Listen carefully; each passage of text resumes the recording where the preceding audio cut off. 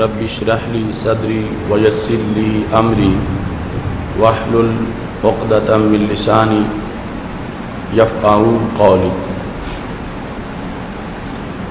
احمدك اللهم يا مجيب كل سائل والصلاة والسلام على من هو أفضل الوسائل وعلى آله وأصحابه ذوي الفضائل أما بعد فأعوذ بالله من الشيطان الرجيم بسم الله الرحمن الرحيم فالصالحات قانتات حافظات للغيب بما حفظ الله صدق الله العظيم وصدق رسوله النبي الكريم الأمين إن الله وملائكته يصلون على النبي يا أيها الذين آمنوا صلوا عليه وسلموا تسليما الصلاة والسلام عليك يا سيدي يا رسول الله وعلى آلك وأصحابك يا حبيب الله مولاي صل وسلم دائما أبدا على حبيبك خير الخلق كلهم منزه عن شريك في محاسنه فجوهر الحسن فيه غير منقسم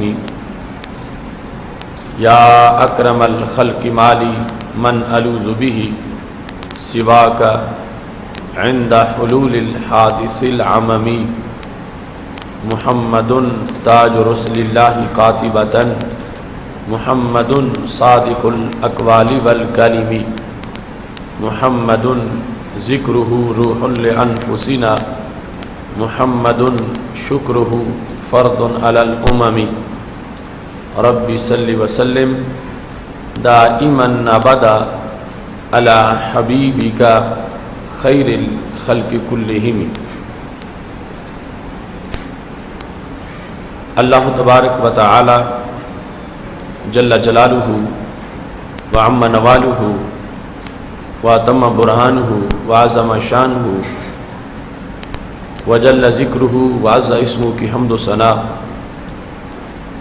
اور حضور سرور کائنات مفخر موجودات زینت بزم کائنات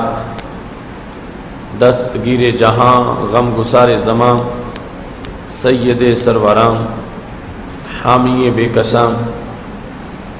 قائد الانبیاء محبوب کبریا احمد مجتبی جناب محمد مصطفیٰ صلی اللہ علیہ وآلہ واصحابہ وبارک وسلم کے دربار گہر بار میں ہدیہ درود و سلام عرض کرنے کے بعد وارثان منبر و محراب ارباب فکر و دانش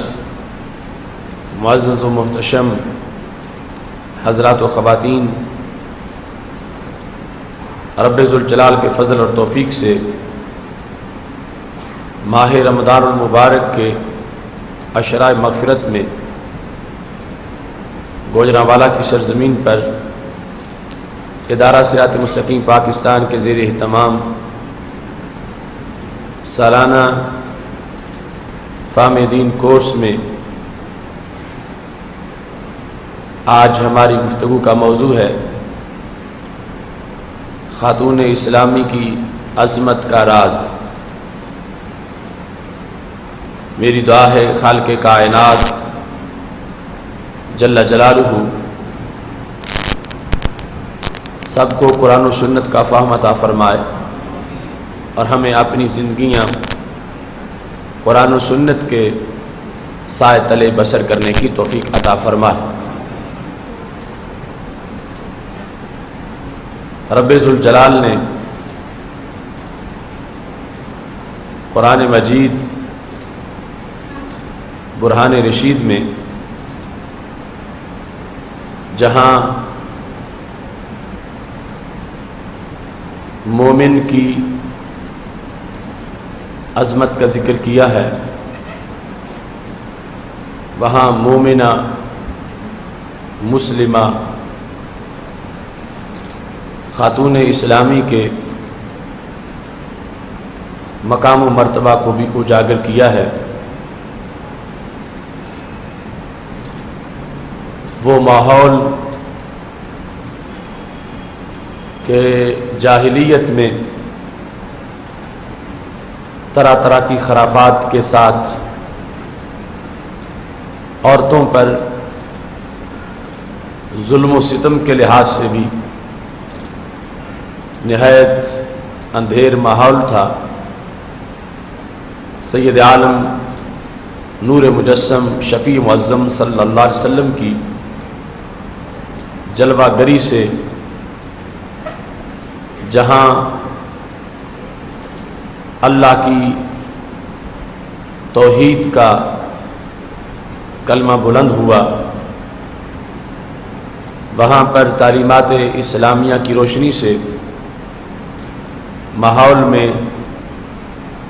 چھائے ہوئے دیگر اندھیروں کو بھی دور کیا گیا، مختلف طبقات کے حقوق کو بیان کیا گیا، جس کے نتیجے میں اسلام کی عظمتیں ہر طرف ظاہر ہوئیں، اور اس ماحول میں عورت کو جو مشق ستم بنایا گیا تھا اور عورتوں پر ظلم و تشدد کا جو سلسلہ جاری رہتا تھا، اور بنت حوا کو اس کے مختلف احوال میں نفرت، عداوت اور بغض کا نشان قرار دیا گیا تھا، سید عالم نور مجسم شفیع معظم صلی اللہ علیہ وسلم نے اپنی مقدس زبان سے اس عورت کے حقوق کو بیان کیا، اور اسلامی سوسائٹی کے نکھار کا جو سبب عورت کی ذات سے منسلک تھا اس کو اجاگر کیا، جس کے نتیجے میں وہی ماحول جو پہلے عورتوں پر ظلم و ستم کا ماحول تھا اور عورت بے بسی کی تصویر بنی ہوئی تھی، اسی ماحول میں عورت کا تقدس واضح ہوا، اور قرآن مجید برہان رشید کی آیات میں عورتوں کے فضائل کا متعدد مقامات پہ ذکر آیا۔ فامدین کورس کے متعدد سیشن ہم نے ان میں ہر پروگرام کے اندر عورتوں سے متعلق ان کے شرعی احکام اور ان کے فضائل کے لحاظ سے جو موضوعات ہیں وہ ہمیشہ شامل کیے ہیں۔ آج کی ہماری گفتگو بھی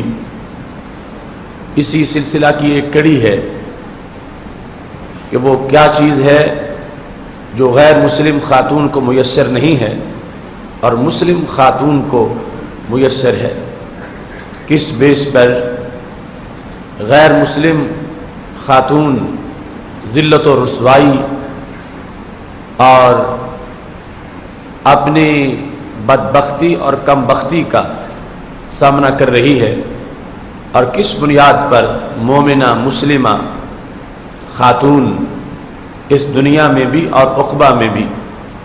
بہت بڑی عظمتوں کی امین بن چکی ہے۔ رب ذوالجلال جو مرد و زن کا خالق ہے، وہی ان کے حقوق کو بہتر جانتا ہے، اور وہی یہ فیصلہ فرمانے والا ہے کہ ہر ایک کے لیے مفید کیا ہے۔ قرآن مجید برہان رشید میں خالق کائنات جل جلالہ نے خاتون اسلامی کی عظمت کے راز کو واضح کرتے ہوئے ارشاد فرمایا ہے، سورہ نساء میں رب ذوالجلال کا فرمان ہے، فالصالحات قانتات حافظات للغیب بما حافظ اللہ۔ فالصالحات، پس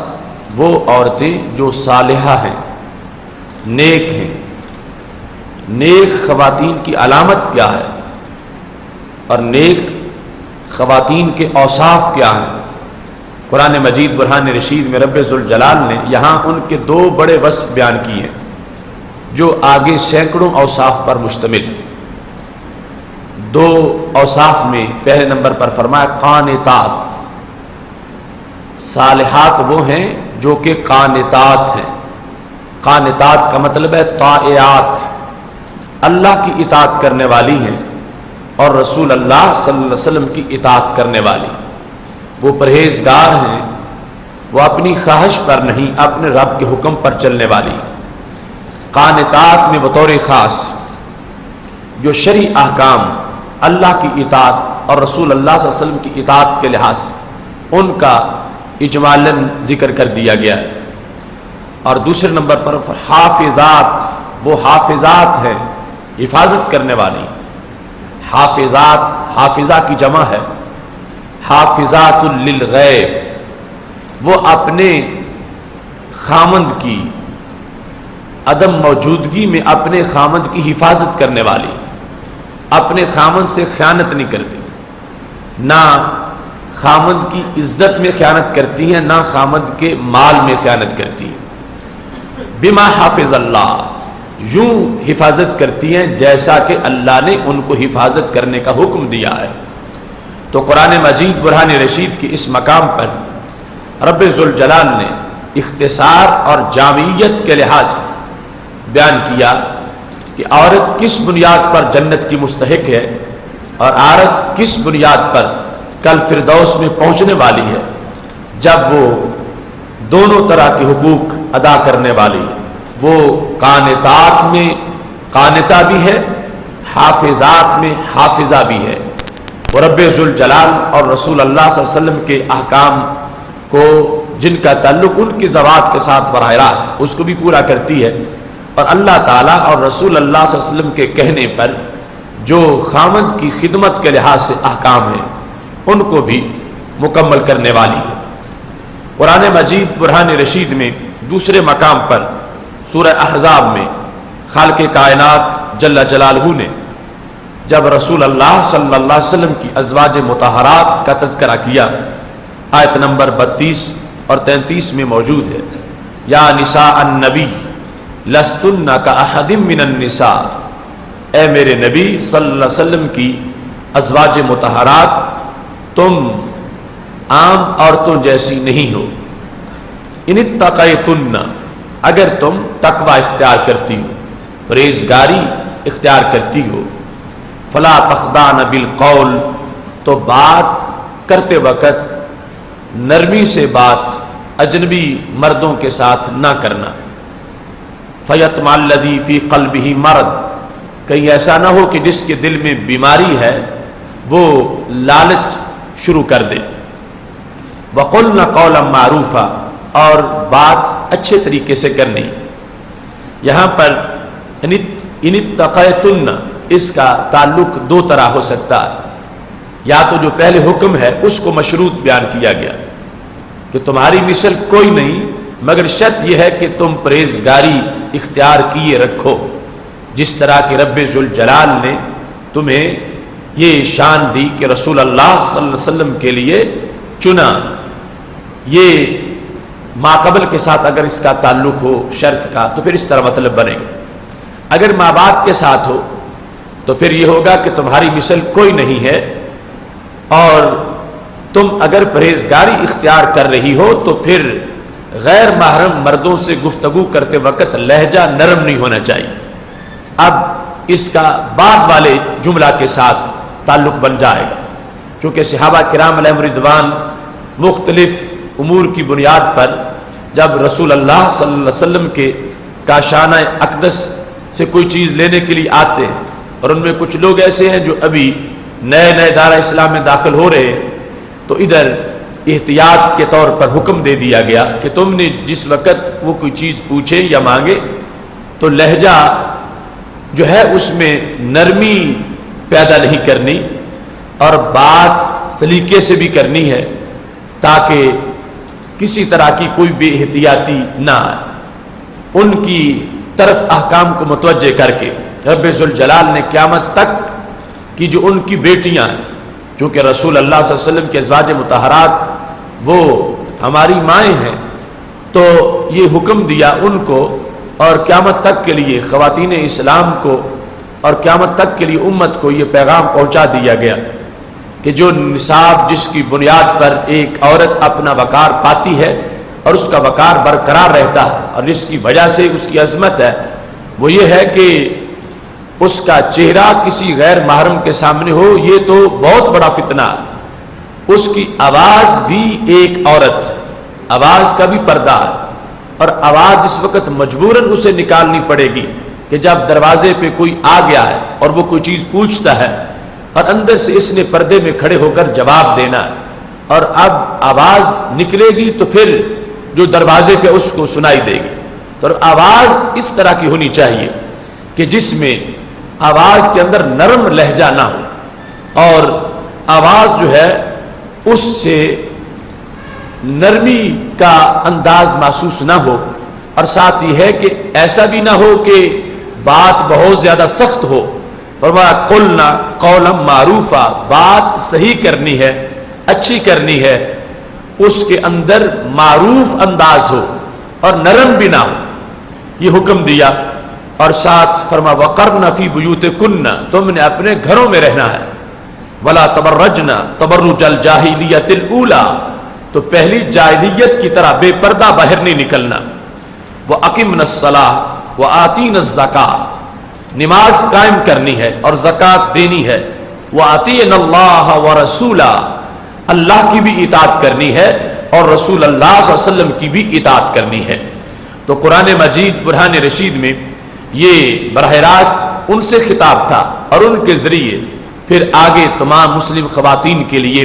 یہ نصاب ہے کہ رب ذوالجلال نے فرمایا گھروں سے باہر نہیں جانا، اور گھروں میں نماز قائم کرنی ہے اور زکوٰۃ بھی دینی ہے۔ یعنی اگر کوئی عورت صاحب نصاب ہے تو اس پر جیسے نماز فرض ہے ایسے ہی زکوٰۃ بھی فرض ہے، کیونکہ عورتیں عموماً سمجھتی ہیں کہ شاید ہمارا جو مال ہے اس کی زکوٰۃ کسی اور نے دینی ہے، خامد نے دینی ہے یا کوئی بھائی دے دے گا، تو جو جس کا ملک ہوتا اس پر اس کی زکوٰۃ لازم ہوتی ہے۔ اس بنیاد پر آج جس خاتون کے پاس تقریباً 30,000 روپے کی مالیت کی کوئی چیز سونے چاندی میں سے موجود ہے، یا اس بنیاد پر کہ اس کے پاس اتنے پیسے ہیں اور وہ اس کی حوائج اصلیہ سے زائد ہیں، تو اس کو ان پیسوں کی زکوٰۃ دینی پڑے گی۔ صرف سونا ہوگا تو 7.5 تولے پہنچے گا، تو پھر اور اگر کچھ بھی چاندی ہوگی تو پھر تھوڑے سونے کو بھی چاندی شمار کرنا پڑے، پھر اس سونے پر بھی زکوٰۃ جو ہے وہ لازم ہوگی، اور اس کو خود زکوٰۃ دینی پڑے گی، خواہ وہ اپنی وہ چیز بیچ کے کچھ سے اس کی زکوٰۃ ادا کرے، یا تو یہ ہے کہ وہ اسے اپنے خامند کے ملک میں دے دے کہ اس کا خامند جب چاہے بیچ سکتا ہے، جب چاہے کسی کو دے سکتا ہے۔ اگر ایسی صورتحال میں اس نے خامند کو دیا ہے کہ اس نے اپنے ملک سے نکال دیا ہے، تو اب خامند پر لازم ہے کہ اس کی زکوٰۃ دے، لیکن اگر اس نے حفاظت کے لیے اس کو دے رکھا ہے اور ملک اسی کا ہے، تو پھر قرآن مجید برہان رشید میں ہے وَأَقِمْنَ الصَّلَاةَ، زکوٰۃ نماز قائم کرنی ہے اور زکوٰۃ کی ادائیگی کرنی ہے، اور مطلقاً دین کے لحاظ سے رب ذوالجلال کی طرف سے حکم آ گیا وَأَطِیعْنَ اللَّهَ وَرَسُولَهُ، اللہ کی اطاعت ہر مسئلے میں رب ذوالجلال کا جو حکم ہے اس کے مطابق رہنا ہے، اور ایسے ہی رسول اللہ صلی اللہ علیہ وسلم کا جو فرمان ہے اس کے مطابق زندگی بسر کرنی۔ تو یہ جامع معیار ہے کہ ایک وہ بات ہے جس کو سوسائٹی پسند کرتی ہے، ایک وہ ہے جس کو برادری پسند کرتی ہے، ایک وہ ہے جس کو اپنا خاندان پسند کرتا ہے، لیکن ان سب پر چلنے کی اجازت تب ہو سکتی ہے جب اللہ کے حکم کی خلاف ورزی نہ ہو رہی، جب رب ذوالجلال کے حکم کی خلاف ورزی ہوتی ہو یا رسول اللہ صلی اللہ علیہ وسلم کے فرمان کی خلاف ورزی ہوتی ہو، تو پھر مسلم خاتون کے لیے لازم ہے وہ اپنے رب کو راضی کرے اور اپنے آقا حضرت محمد مصطفیٰ صلی اللہ علیہ وسلم کو راضی کرے۔ ان کو ناراض کر کے مخلوق کے کسی فرد کو راضی کرنا یہ اس کا وتیرہ نہیں ہے۔ اس واسطے اس کی عظمت جو اسے ملی تو رب ذوالجلال نے دی ہے، اور رسول اللہ صلی اللہ علیہ وسلم نے اس کو ذلت کے گڑھوں سے نکال کر عزت کے مقام پر پہنچایا۔ اس کی عزت تب برقرار رہے گی جب یہ اللہ اور رسول صلی اللہ علیہ وسلم سے بغاوت نہیں کرے گی، اور اگر اس نے ماحول کے پیچھے لگ کے فیشن کا کہنا مان کے اللہ سے اور اللہ کے رسول صلی اللہ علیہ وسلم سے بغاوت کر دی تو اس نے اپنی عزت کو خود خاک میں ملا دیا، نہ دنیا میں عزت ملے گی نہ عقبہ میں عزت ملے گی۔ تو اس واسطے خاتون اسلامی کی عظمت اسی میں چھپی ہوئی ہے کہ وہ رب ذوالجلال کے حکم کے تابع رہے اور رسول اللہ صلی اللہ علیہ وسلم کے فرمان کے مطابق اپنی زندگی کے امور کو مکمل کرتی رہے۔ آج کے موضوع میں بطور خاص ایک صحابیہ اور ایک تابعیہ کا جو زندگی کا انداز تھا وہ پیش کرتا ہوں، تاکہ آج کی دختر اسلام کو یہ پتہ چلے کہ اسلام نے جو عظمتیں جن خواتین کو عطا کی ان کا انداز کیسا رہا اور انہوں نے زندگی گزارتے ہوئے کس طرح اسلام کو پیش نظر رکھا۔ سید عالم نور مجسم شفیع معظم صلی اللہ علیہ وسلم نے جس طرح صحابہ کرام علیہم رضوان کو سمجھایا، ان کو احکامات سکھا، ایسے ہی صحابیات کے لیے بھی مستقل ٹائم رکھا، انہیں واعظ کیا، انہیں احکام بتائے، اور پھر صحابیات نے آگے دین پہنچایا اور مختلف شعبوں میں ان کی خدمات موجود ہیں۔ صحابیات کے بعد تابعات کا زمانہ ہے، جس طرح صحابی کے بعد تابعی ہیں تو صحابیات ان کے بعد تابعہ ہے جو ان کے پیچھے آنے والی ہیں۔ انہوں نے رسول اللہ صلی اللہ علیہ وسلم کی تو زیارت نہیں کی، لیکن وہ تابعات جو ہیں انہوں نے صحابیات کی زیارت کی ہے اور ان سے انہوں نے دین سیکھا ہے۔ تو ایک ایک مثال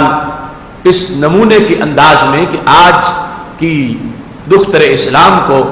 اور آج کی خاتون اسلامی کو یہ دیکھنا ہے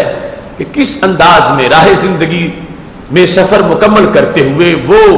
صالحات قرار پائیں، قانتات قرار پائیں، اور انہیں رب ذوالجلال نے اپنے قرب کا، ولایت کا اتنا اونچا مقام و مرتبہ عطا فرمایا۔ اس سلسلہ میں ایک صحابیہ جن کا نام نسیمہ بنت نصیبہ بنت کعب انصاریہ، اور ان کا عرف میں اس وقت مشہور نام کنیت سے تھا، ان کو ام عمارہ کہا جاتا۔ حضرت ام عمارہ رضی اللہ تعالی عنہا نصیبہ بنت کعب انصاریہ، یہ وہ صحابیہ ہیں کہ جن کو بہت سی نسبتوں سے شرف اور کمال حاصل ہے۔ حضرت نصیبہ بنت کعب انصاریہ رضی اللہ تعالی عنہا، ان کے بھائی، ان کا نام حضرت عبداللہ بن کعب جو کہ بدری صحابہ میں سے تھے، اور ان کے بھائی دوسرے ان کا نام حضرت عبد الرحمن ہے جو کہ بکائین میں سے شمار ہوتے تھے۔ سید عالم نور مجسم شفیع معظم صلی اللہ علیہ وسلم کے صحابہ میں سے کچھ صحابہ ایسے تھے کہ جن کی آنکھیں اکثر پرنم رہتی تھی اور آنکھوں سے خوف خدا کی وجہ سے اکثر آنسو جاری رہتے تھے، ان کو بکائین کہا جاتا ہے۔ وہ 7 صحابہ رضی اللہ تعالی عنہم، ان میں حضرت عبد الرحمن رضی اللہ تعالی عنہ کا بھی شمار ہوتا ہے۔ عبد الرحمن بن کعب، عمر بن حمام، عبداللہ بن مغفل، حرمی بن عبداللہ، ارباز بن ساریہ، اس طرح کے احباب جو کہ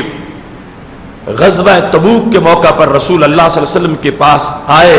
کہ ہمیں بھی سواری مل جائے اور ہم بھی اس جنگ میں شریک ہوں، چونکہ سفر دور کا تھا اور سواری ان کو اس موقع پر نہیں ملی، تو خالق کائنات جل جلالہ نے ان کی کیفیت کو بیان کیا کہ جس وقت نبی اکرم نور مجسم نے فرمایا لا آجد ما احملکم علیہ، میرے پاس اس وقت سواری نہیں جو میں تمہیں تبوک جانے کے لیے دوں، تولوا واعینہم تفیض من الدم، یہ واپس گئے، ان کی آنکھوں میں آنسو تھے۔ تو اس بنیاد پر پھر ان کا یہ وصف مزید اجاگر ہوا اور ان کو بکائین میں شمار کیا جاتا ہے۔ حضرت نصیبہ بنت کعب کے خامد کا نام زید بن عاصم بن عمر رضی اللہ تعالی عنہ ہے، جو کہ سابقین اسلام میں سے، یعنی جنہوں نے بہت جلد اسلام قبول کیا اور اس کے بعد ہر موقع پر اسلام کے اہم امور میں دلچسپی لی اور بلند مقام و مرتبہ پایا۔ حضرت نصیبہ بنت کعب ام عمارہ رضی اللہ تعالی عنہا کا یہ بھی وصف ہے کہ ان کے دو صاحبزادے حضرت حبیب اور حضرت عبداللہ رضی اللہ تعالی عنہما دونوں ہی اسلام کے شیر قرار پائے اور دونوں کی بہت بڑی خدمات اسلام کے لیے موجود ہیں۔ ان کے صاحبزادے جن کو حبیب بن زید کہا جاتا ہے وہ ایسے عاشق رسول صلی اللہ علیہ وسلم ہیں کہ جن کو نبی اکرم نور مجسم شفیع معظم صلی اللہ علیہ وسلم نے مسیلمہ کذاب کے پاس پیغام دے کر بھیجا تھا۔ مسیلمہ کذاب جس نے جھوٹی نبوت کا دعویٰ کیا تھا اور رسول اللہ صلی اللہ علیہ وسلم سے کہا تھا اگر اپنی خلافت مجھے کچھ حصہ دے دو تو میں اپنے دعوے سے باز آتا ہوں، تو نبی اکرم نور مجسم شفیع معظم صلی اللہ علیہ وسلم نے ہاتھ میں جو چھڑی تھی فرمایا میں تمہیں یہ بھی نہیں دیتا تم میری خلافت مانگتے ہو۔ تو حضرت حبیب رضی اللہ تعالی عنہ کو مسیلمہ کے پاس نبی علیہ الصلوۃ والسلام نے ایک پیغام دے کر بھیجا۔ حالانکہ عرف ہر دور کا یہی ہے کہ جو سفیر ہوتے ہیں ان کی جان محفوظ ہوتی ہے اور جو سفارت کے لیے کہیں جائے اگلی حکومت یا وہ علاقے کے لوگ اس کا احترام کرتے ہیں، مگر مسیلمہ کذاب ایسا وحشی انسان تھا کہ حضرت حبیب جن کی والدہ کا ابھی ہم تذکرہ کرنے والے ہیں اور نسبت اس لیے بیان کر رہے ہیں کہ پتہ چلے کہ وہ کتنی بڑی خاتون اسلامی تھی اور ہم تک پہنچنے والے دین میں ان کا کتنا بڑا کردار۔ ان کے بیٹے حضرت حبیب رضی اللہ تعالیٰ عنہ جس وقت مسیلمہ کذاب کے پاس پہنچے تو مسیلمہ کذاب نے سوال کیا اتشہد ان محمد الرسول اللہ صلی اللہ علیہ وسلم، کیا تم گواہی دیتے ہو کہ حضرت محمد صلی اللہ علیہ وسلم اللہ کے رسول ہیں؟ تو آپ نے کہا نام، ہاں میں گواہی دیتا ہوں کہ حضرت محمد صلی اللہ علیہ وسلم اللہ کے رسول ہیں۔ اس بدبخت نے پھر سوال کیا اتشہد انی رسول اللہ،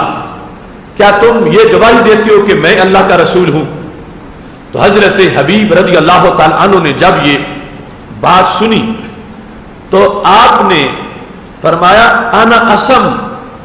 لا اسمع، میں بہرا ہوں مجھے سنائی نہیں دے رہا تم کیا بولتے ہو۔ پہلے سوال کے جواب میں کہا ہاں حضرت محمد صلی اللہ علیہ وسلم اللہ کے رسول ہیں۔ جب مسلمہ نے کہا میرے بارے میں گواہی دیتے ہو کہ میں اللہ کا رسول ہوں، آپ نے فرمایا مجھے تو سنائی نہیں دیتا تم کیا کہہ رہے ہو، تمہاری بات میں سن ہی نہیں رہا۔ اس نے پھر کہا اتشہد ان محمد رسول اللہ صلی اللہ علیہ وسلم، کیا یہ گواہی دیتے ہو کہ حضرت محمد صلی اللہ علیہ وسلم اللہ کے رسول ہیں؟ اب حضرت حبیب نہیں کہہ سکتے تھے کہ مجھے سنائی نہیں دیتا، فرمایا نعم میں گواہی دیتا ہوں کہ حضرت محمد صلی اللہ علیہ وسلم اللہ کے رسول ہیں۔ اس نے پھر اتشہد انی رسول اللہ، کیا میرے بارے میں گواہی دیتے ہو کہ میں اللہ کا رسول ہوں؟ آپ نے فرمایا پتہ نہیں تو بولتا کیا ہے، مجھے تو سنائی نہیں دیتا، تو کہہ کیا رہا ہے؟ اس نے تیسری بار پھر دہرایا کہ دیکھو کہ یہ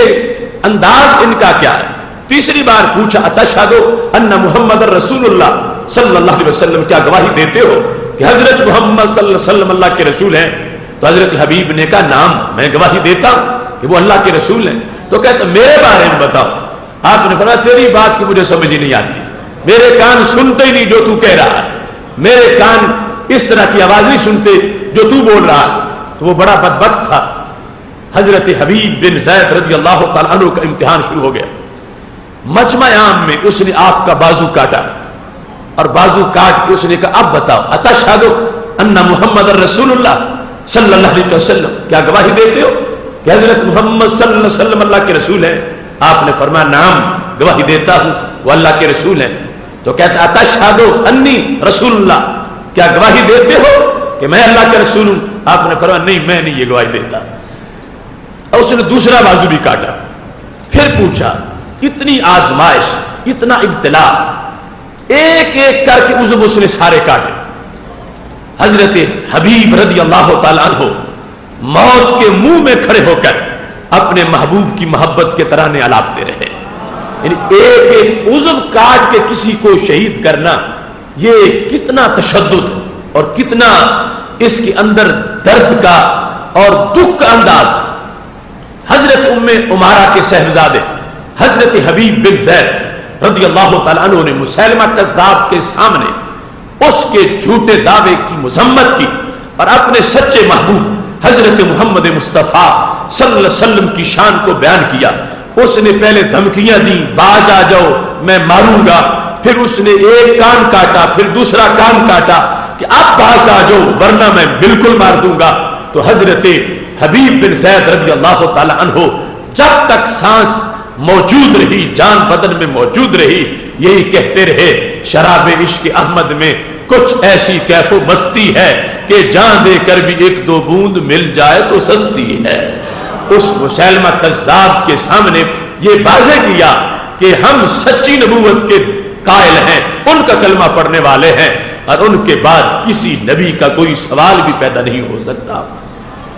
یہ حضرت حبیب ہیں، حضرت ام عمارہ کے بیٹے، اور حضرت ام عمارہ کے دوسرے بیٹے ان کا نام حضرت عبداللہ بن زید رضی اللہ تعالی عنہ ہے. اور یہ وہ ہے کہ جنہوں نے مسیلمہ کذاب کو قتل کیا تھا. تو دونوں صاحبزادوں کا سامنا ہوا مسیلمہ کذاب سے، ایک شہید بنا ایک غازی بنا. اور حضرت ام عمارہ رضی اللہ تعالی عنہ کا جاندار کردار ابھی میں آپ کے سامنے اس کو پیش کرتا ہوں. یہ صحابیہ جنہوں نے سید عالم نور مجسم شفیع معظم صلی اللہ علیہ وسلم کا کلمہ پڑھا، اور اس کے بعد اتنا جاندار کردار تھا کہ جنگ احد میں بھی شریک ہوئیں، حدیبیہ کے موقع پر بھی موجود تھیں، غزوہ حنین میں بھی شریک ہوئیں، جنگ یمامہ میں مسیلمہ کذاب کے خلاف بھی شریک ہوئیں. حضرت ام عمارہ رضی اللہ تعالی عنہا نے ان تمام جنگوں کے اندر شرکت کی. فاضلہ، فقیہہ، مفسرہ، قرآن مجید کی بہت بڑی عالمہ، اور اس کے ساتھ ساتھ اتنی بڑی مجاہدہ. انہوں نے اپنا پورا خاندان راہ حق میں دیا، اور اس طرح کی سعادت انہیں میسر آئی شاید فیملی کے لحاظ سے اتنی بڑی سعادت کسی اور کے حصے میں نہ آئی ہو جتنی بڑی سعادت حضرت ام عمارہ رضی اللہ تعالی عنہا کے حصے میں آئی ہے. یہاں تک کہ ہمارے آقا صلی اللہ علیہ وسلم نے ان کا جو غزوہ احد میں کردار تھا اس کو بیان کرتے ہوئے، غزوہ احد میں جب صحابہ کی پوزیشن اکھڑ گئی اور ایک وقت ایسا آیا کہ رسول اللہ صلی اللہ علیہ وسلم کے ہمراہ صرف چند لوگ بچ گئے اور باقی سارے آگے پیچھے تھے، اس وقت جن لوگوں نے دفاع کیا رسول اللہ صلی اللہ علیہ وسلم کا،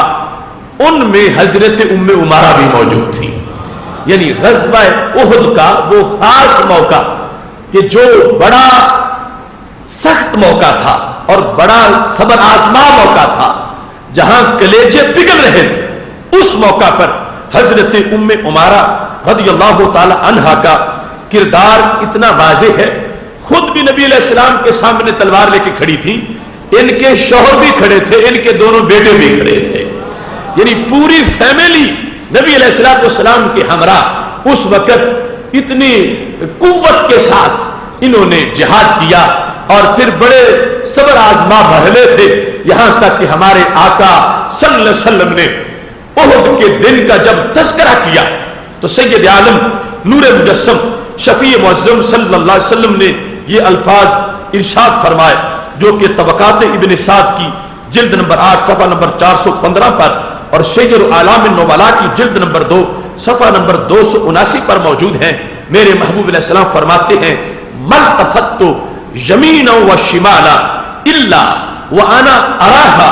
تقاتل دونی. احد کے میدان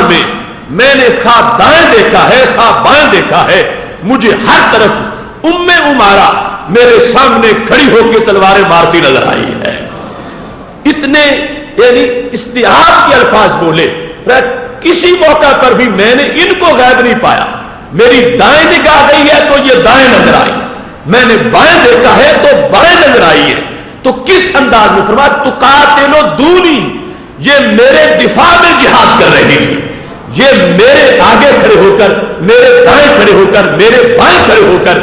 میری حفاظت کے پیش نظر میں نے ان کو تلواریں چلاتے دیکھا ہے. کتنی خوش بخت خاتون ہے، کتنی بڑی محبہ رسول صلی اللہ علیہ وسلم ہے، اور کتنی بڑی وہ اسلام کی مجاہدہ ہے کہ اس صبر آزما مرحلے کے اندر انہوں نے اتنا بڑا کردار ادا کیا. ہمارے آقا صلی اللہ علیہ وسلم کا یہ جملہ ان کو پوری تاریخ میں کتنا نواز رہا ہے اور کتنا ممتاز کر رہا ہے کہ اگرچہ صنف نازک ہے مگر اس ماحول کے اندر پردے میں رہ کر حضرت ام عمارہ رضی اللہ تعالی عنہا کا اتنا بڑا جہاد میرے نبی علیہ السلام کے دربار میں قبول ہو گیا. مرتفت یمینا و شمالا، میں نے دائیں دیکھا ہے یا بائیں دیکھا ہے اور مجھے کوئی نظر آیا ہے یا نہیں آیا، ام عمارہ ضرور نظر آئی ہے. ام عمارہ کیسے؟ تو قاتل و دونی، فرمایا وہ میرے دفاع کے لیے کافروں کو چیر رہی تھی، کافروں کو پھاڑ رہی تھی، تلواروں سے ان کی سر کاٹ رہی تھی اور میدان احد میں ڈٹ کر وہ میری محبت کا علم بردار بن کے میری محبت کے تقاضے پورے کرتی نظر آ رہی تھی. سید عالم نور مجسم شفیع معظم صلی اللہ علیہ وسلم نے اس انداز میں حضرت ام عمارہ رضی اللہ تعالی عنہا کو دیکھا. ایک موقع پر فرماتی ہیں کہ میرے پاس ڈھال نہیں تھی اور میں سواری پر بھی نہیں تھی، تو جو سواری پر کفار تھے ان کے لیے آسان تھا مجھ پہ حملہ کرنا، اور پھر میرے پاس ڈھال بھی نہیں تھی. کہا میں نے ایک شخص جس کے قدم اکڑ چکے تھے اور وہ بھاگ رہا تھا، میں نے اس سے ڈھال مانگی اور ڈھال پکڑنے کے بعد میں نے سید عالم نور مجسم شفیع معظم صلی اللہ علیہ وسلم کے گرد پھر پہرا دینا شروع کر دیا. ایسے میں ان کے بیٹے بھی زخمی ہوئے، یہ خود زخمی ہوئی. 12 زخم ان کو لگے. سب سے گہرا زخم جو تھا وہ یہ گردن اور کندھے کے بیچ لگا جو پورا سال درست نہیں ہوا. حضرت ام عمارہ رضی اللہ تعالی عنہا نے زخم کھائے ہیں مگر راہ محبت سے پھر بھی پیچھے نہیں ہٹی. سارا کچھ ہوتا رہا، خون بہتا رہا. بیٹے زخمی ہوئے، ان کو بھی پٹی باندھ کے جو حکم دیا ہے تو کہا اگر میرے بیٹے ہو تو جب تک جان بدن میں موجود ہے زخموں کی پرواہ نہیں کرنی، محبوب کا پہرا ضرور دینا ہے. کیا خوش نصیب ماں ہیں جن کی بیٹے سرکار کے سامنے، جن کا خامد پوری جوان مردی کے ساتھ، جو خود پورا قبیلہ، پورا کنبہ خاندان سید عالم نور مجسم شفیع معظم صلی اللہ علیہ وسلم کی خدمت میں وہ لگے ہوئے ہیں. یہاں تک موجود ہے روایت کے اندر جارح احد المشرکین ابنہا عبداللہ، ایک مشرک نے حملہ کیا تو حضرت ام عمارہ کا بیٹا حضرت عبداللہ، جنہوں نے پھر مسلمہ کذاب کو قتل کیا تھا، وہ حضرت عبداللہ جو ہے وہ زخمی ہو گئے. تو اب دیکھو ماں کے دل میں بچوں کا کتنا پیار ہوتا ہے، اور جب بچے کا خون بہ رہا ہو تو ماں گھر آرام سے بیٹھی بے ہوش ہو جاتی ہے. اور وہ میدان جہاد میں اور حضرت عبداللہ کا جب بہتا ہوا خون دیکھا تو کیا حوصلہ تھا. ربطت ام عمارہ جراحہ، اپنی چادر سے کپڑا پھاڑ کے اپنے بیٹے کے زخم کو باندھا، اور زخم کو باندھ کر جو گہرا زخم تھا کپڑے سے پوری طرح اس کو لپیٹ کر کہنے لگی انہد بنیا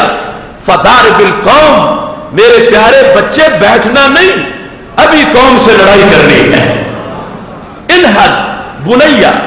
میرے بچڑے، یہ ترجمہ ہے تصغیر کے ساتھ پیار کے لیے بولا. اگرچہ وہ عمر میں اب بالغ ہے لیکن پیار ظاہر کرتے ہوئے کہ تجھ سے مجھے پھر پیار آیا ہے کہ تو میرے نبی سے پیار کرنے والا ہے. انہد کھڑا ہو جا، میں نے پٹی باندھ دی ہے، میرے بیٹے کھڑا ہو جا. دار بالقوم، قوم سے لڑائی کر. یہ جو لڑنے آئے ہیں مدینہ شریف مشرکین مکہ، ان کو مارتے رہنا ہے جب تک جان بدن میں موجود ہے، اس وقت تک ہمیں چھٹی نہیں ملے گی. یہ زخم ہمیں یہاں سے فارغ نہیں کرتے، ابھی بہت سے مراحل باقی ہیں. جس وقت یہ جملہ میرے نبی علیہ السلام نے سنا کہ صنف نازک ہے، وہ خود زخمی ہے، اس کا بچہ بھی زخمی ہوا ہے، اس نے اپنے بچے کا وہ زخم کپڑے سے باندھ کر پھر کہا ہے کہ بچے یہ نہ سمجھنا کہ ایک زخم کافی ہے اور سند مل گئی ہے کہ ہم نے محبت کے تقاضے پورے کیے. فرمایا نہیں، ابھی بہت کچھ باقی ہے، اٹھو اور لڑو اس قوم سے جو ہمارے نبی کی گستاخی کرنے آئی ہے. جس وقت میرے نبی علیہ الصلوۃ والسلام نے یہ جملہ سنا تو پھر زبان پہ یہ لفظ آ گئے کہ میں یطیقو ما تطیقین یا ام عمارہ، اے ام عمارہ کس میں اتنی جرت ہوگی جتنی جرت رب نے تمہیں عطا فرمائی ہے؟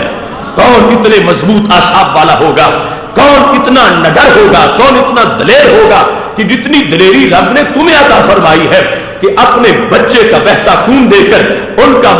وہ بدن سے ہڈیوں سے اترتا گوشت دے کر پھر بھی تم نے یہ نہیں کہا کہ بچے اب کافی ہو گیا ہے تو سائڈ پہ جا کے بیٹھ کر آگے کام میں کر لوں گی. کہا نہیں، تیرا بھی کام باقی ہے، میرا بھی کام باقی ہے، ابھی ہم نے حفاظت کرنی ہے. کیا جذبہ تھا ان خواتین اسلام کا اور کیا انداز تھا صحابیات کا، انہوں نے کس طرح دین کی حفاظت کی اور دین ہم تک پہنچا. یہ تقدم ہے، برتری اور فضلیت ہے ان نفوس قدسیہ کی. حضرت ام عمارہ رضی اللہ تعالیٰ عنہ کو میرے نبی علیہ السلام نے دوسری سند عطا فرما دی. کون اتنی طاقت رکھتا ہوگا؟ یعنی اس سے ان کی حوصلہ افزائی مقصود تھی، اور جو بالفعل ایک بہت بڑا جرت مندانہ کردار ادا کر رہی تھی. میرے محبوب علیہ السلام نے اس ماحول میں فوراً ان کو انعامات بھی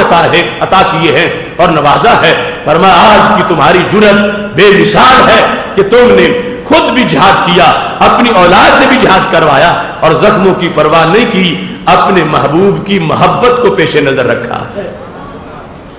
اس موقع پر جس وقت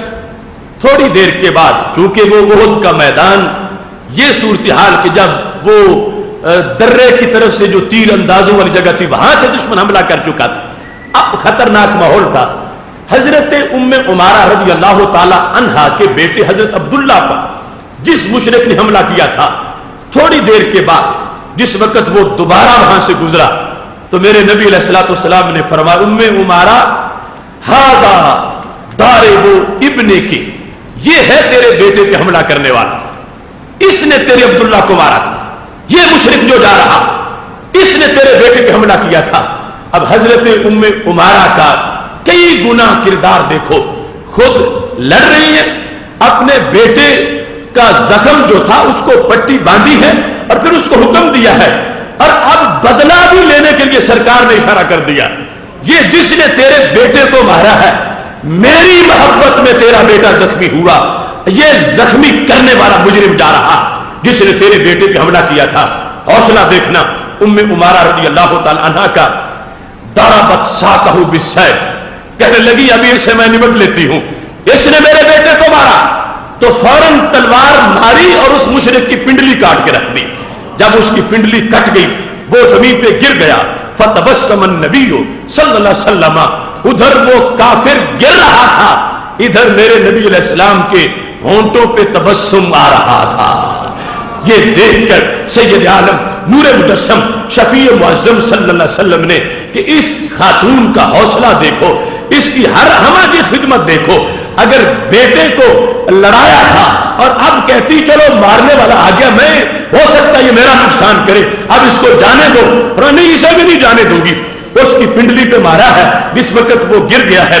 اس کے بعد اس پر پے در پے حملے کر دیے ہیں، اور تھوڑا تب ہے جب اس کی جان نکلی ہے. میرے محبوب علیہ السلام نے تیسرا سرٹیفکیٹ حضرت ام عمارہ رضی اللہ تعالیٰ عنہ کو احد کے میدان میں دے دیا. فرمایا استقبت یا ام عمارہ تا، ام عمارہ تم نے اچھا بدلہ لے لیا ہے. احد کا میدان، حضرت ام عمارہ رضی اللہ تعالی عنہا جس وقت انہوں نے اس کافر کو بچھاڑ دیا اور اچھی طرح اس کے ٹکڑے کر دیے، اب میرے محبوب علیہ السلام نے چوتھی سند عطا فرما دی. کیا فرمایا؟ الحمدللہ الذی ظفرک، پر ساری تعریفیں اس رب کی ہیں جس رب نے ام عمارہ تجھے کامیاب بنایا ہے. دیکھو نا، ایک لفظ سرکار کسی کے بارے میں بول دے اس کی کتنی بڑی شان ہے، اور یہاں پوری کی پوری تقریریں ام عمارہ کے بارے میں. نصیبہ بنت کعب کے لیے میرے نبی علیہ السلام نے باقاعدہ کہا الحمدللہ الذی ظفرک، ساری تعریفیں اس رب کی ہے جس نے تجھے فتح عطا فرمائی، یعنی احد کے میدان کے اندر تمہیں رب ذوالجلال نے کامیاب کیا. وہ اقر عینک، ساری تعریفیں اس رب کی ہے جس نے تیری آنکھ کو ٹھنڈا کر دیا ہے. تیرا بیٹا جس کے ہاتھوں زخمی ہوا تم نے اس کے ٹکڑے کر دیے، اب تیرا کلیجہ ٹھنڈا ہو گیا ہے. اور اس انداز میں کہ تیرے نبی کے ساتھ جو ٹکرانے آیا تھا تیری تلوار نے اس کے ٹکڑے کر دیے ہیں. میں اس رب کی تعریف کرتا ہوں جس رب نے تیری آنکھ کو ٹھنڈا کر دیا ہے. اور ساتھ ہی یہ فرمایا وَأَرَاكِ سَعْرَكِ بِعَيْنِكِ، اس رب نے تمہیں یہ توفیق بخشی ہے کہ تم نے اپنی آنکھ سے بدلہ پورا ہوتا ہوا دیکھ لیا ہے. تو یہ انداز تھا حضرت ام عمارہ رضی اللہ تعالیٰ عنہ کا. سید عالم نور مجسم شفیع معظم صلی اللہ علیہ وسلم نے ان کو اتنی مرتبہ اسی میدان کے اندر نوازا. اتنی خدمات ہیں، دائیں بھی یہ نظر آتی ہیں بائیں بھی یہ نظر آتی ہیں، پھر خود بھی ہیں، ان کے خامند بھی ہیں، پھر ان کے بیٹے صاحبزادگان بھی لگے ہوئے ہیں. ان ساری چیزوں کو دیکھ کر میرے نبی علیہ الصلوۃ والسلام نے 5ویں سند بھی عطا فرما دی. فرمایا بارک اللہ علیکم من اہل بیت، اے پورے گھرانے تجھ پہ رب کی برکتیں ہوں. ان کے گھر کو کہ تم تو پورا خاندان ہی عہد میں میرے ساتھ ہو. بارک اللہ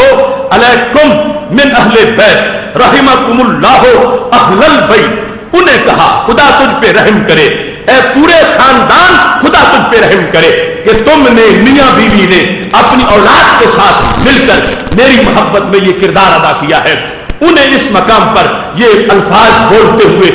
جو کہ ہر خاندانی کسی نہ کسی کا کنبہ ہے، آل ہے، وہ لفظ استعمال کرتے ہوئے کہ اے اس گھر والوں، ام عمارہ کے گھر والوں، پورے کنبے والوں، خدا تمہیں اپنی رحمتوں سے مالا مال فرمائے. جس وقت بطور خاص ہمارے نبی علیہ الصلوۃ والسلام جیسے دیگر جو لوگ وہاں پر کردار ادا کر رہے تھے انہیں نواز رہے تھے، ایسے ہی ان کو بھی، اور ان کا ایک خاص انداز جو میرے مطالعہ کے مطابق ان اتنی جامعیت کے زوجین بھی ہوں اولاد بھی ہو، یہ ان کا ایک منفرد انداز تھا اونٹ کے میدان میں. جب حضرت ام عمارہ رضی اللہ تعالیٰ عنہ نے یہ سنا کہ میرے محبوب کا دریا رحمت بڑا جوش پہ ہے، بڑے خوش ہو گئے ہیں ہم سب پہ اور رحمت کی خود دعا فرما رہے ہیں، تو حضرت ام عمارہ نے جب یہ سنا تو کہنے لگی محبوب آپ نے دعا بڑی اچھی دی ہے مگر میرے کہنے پر بھی ایک دعا مجھے دے دو. تو سرکار نے فرمایا تم کیا دعا منگوانا چاہتی ہو؟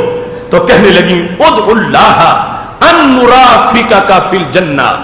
دعا مانگو جیسے احد میں آج تمہارے ساتھ ہیں ایسے جنت میں بھی تمہارے ساتھ ہیں. اللہ سے یہ دعا کر دو، آپ کی دعا قبول ہو جائے گی. یہ بڑا انعام ہے ہمارے لیے. ان نرافقک فی الجنہ، جنت بڑی اچھی ہے مگر جنت جس میں آپ کی سنگت مل جائے وہ جنت پھر کتنی بڑی جنت ہوگی. تو احد کے میدان میں ہمارے لیے دعا کر دو کہ ہمیں محبوب رب ذوالجلال آپ کی جنت میں رفاقت عطا فرما دے. تو میرے نبی علیہ الصلوۃ والسلام نے دعا مانگ دی. طبقات ابن سعد میں یہ الفاظ موجود ہیں اور امام دہلان کی سیرت نبویہ کے اندر بھی یہ الفاظ موجود ہیں. جس وقت حضرت ام عمارہ رضی اللہ تعالی عنہا نے دعا کے لیے درخواست کی، میرے کریم سے گر قطرہ کسی نے مانگا دریا بہا دیے ہیں، دربے بہا دیے ہیں. محبوب علیہ الصلوۃ والسلام نے فوراً رب ذوالجلال سے رابطہ قائم کر لیا اور اللہ کے دربار میں یہ دعا مانگی اللہم اجعلہم رفقائی فی الجنہ، اے اللہ اس پورے گھرانے کو جنت میں میرا رفیق بنا دے. اللہم اجعلہم، ان سب کو میرا رفیق بنا دے. اصل کردار تھا حضرت ام عمارہ کا، خاتون کا کردار سب کو بلند کر دیتا ہے. اسی کردار سے ان کے خامند وہ اگرچہ مستقل جہاد میں حصہ لے رہے تھے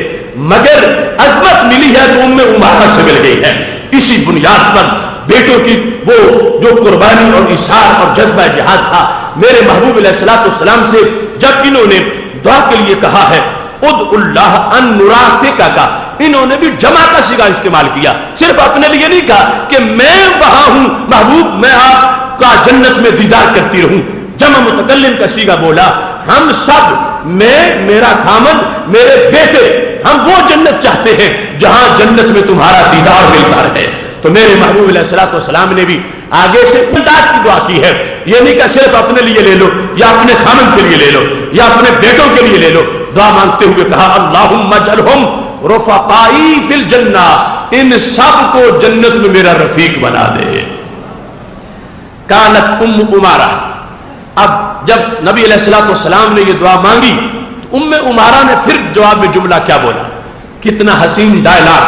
کتنی محبت کی داستان، کتنے عشق کے وہ امتحان، وہ صبر آسماں مرحلے، اور کتنے انعامات جن کا وہاں پہ اظہار ہو رہا ہے۔ جس وقت حضرت ام عمارہ رضی اللہ تعالی عنہا نے یہ جملہ سن لیا کہ نبی علیہ السلام کی زبان سے نکل گیا ہے، آپ نے فرما دیا ہے، رب سے درخواست کر دی ہے کہ اے اللہ ان سب کو جنت میں میرا رفیق بنا دے، تو ام عمارہ کیا کہنے لگی؟ تم مل گئے تو دولت کونین مل گئی،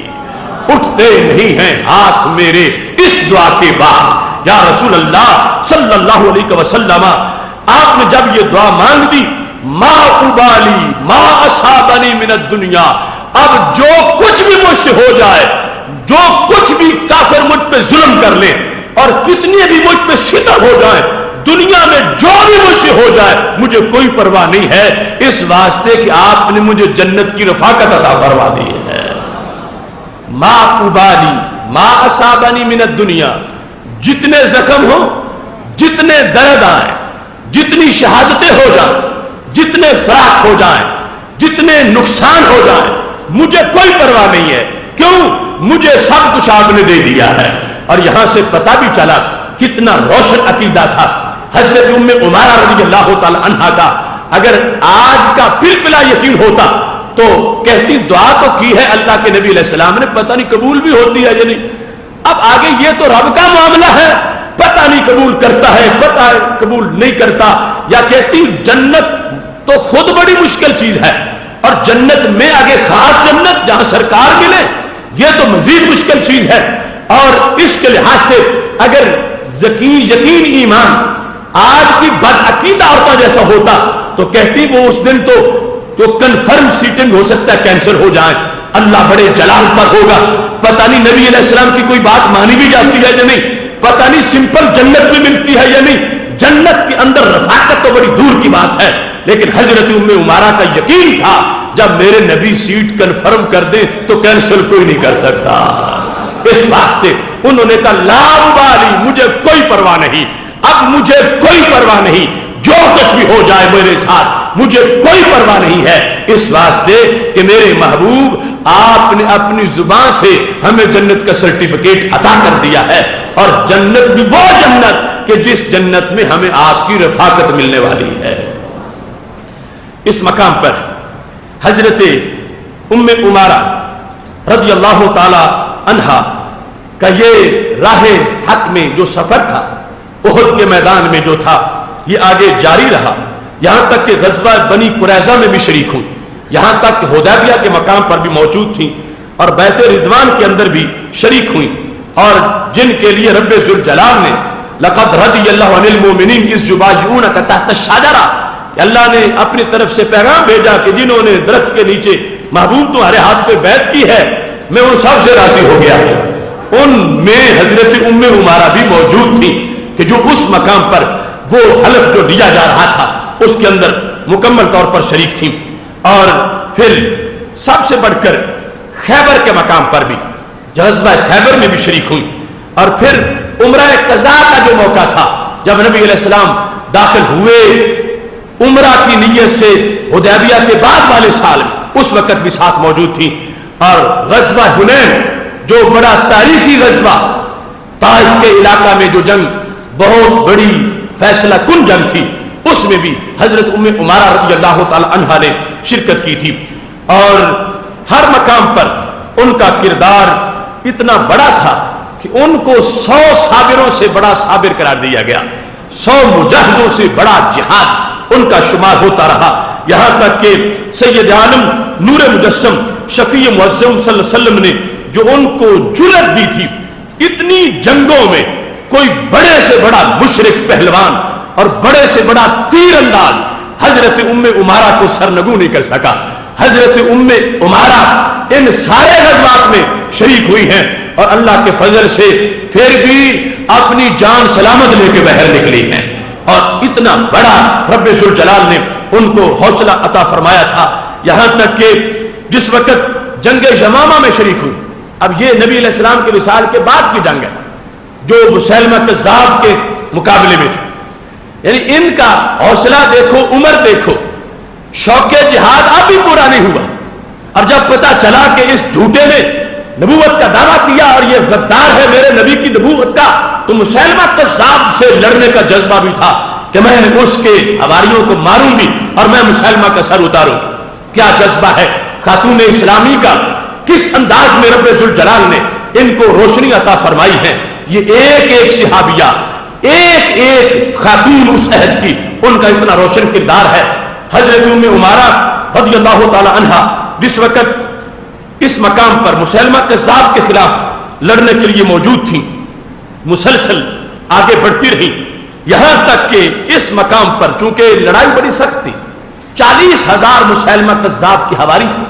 اور صرف چند ہزار صحابہ مقابلے میں تھے، چونکہ صحابہ تو کئی مہموں پر تھے۔ سیدنا صدیق اکبر رضی اللہ تعالیٰ عنہ کا زمانہ جو مختلف محاذ کھلے تھے، مرتدین کا، منکرین زکات کا، دور دراز شام کے علاقے تک فوج پہنچی ہوئی تھی، اور ادھر یہ مسیلمہ کذاب کے مقابلے میں چند ہزار صرف صحابہ موجود تھے، اس کے 40,000 سپاہی ہیں۔ جنگ بڑی گھمسان کی ہوتی رہی، بل آ کر وہ قلعے میں داخل ہو گئے، اور قلعے کے اندر حضرت برا بن مالک جب کودے اور دروازہ کھولا تو قلعے کے اندر جو مسیلمہ کذاب کی حواریوں کی لاشیں گنی گئیں تو اندر قلعے کے 21,000 لاشیں موجود تھیں، جو صحابہ کرام علیہم رضوان نے 600 شیر دل صحابہ شہید ہو گئے، لیکن انہوں نے ایک بھی مسیلمی بچنے نہیں دیا۔ مستخفیوں نے مسیلمہ کذاب کو اور اس کے حواریوں کو تحت تیغ کیا ہے۔ اس موقع پر جب فوج پیش رفتی آگے کر رہی تھی، حضرت ام عمارہ رضی اللہ تعالی عنہ اپنے جوان جذبوں کے ساتھ ختم نبوت کا پہرا دیتے ہوئے مسیلمہ کذاب کی طرف آگے بڑھ رہی تھی۔ مسیلمہ کذاب کے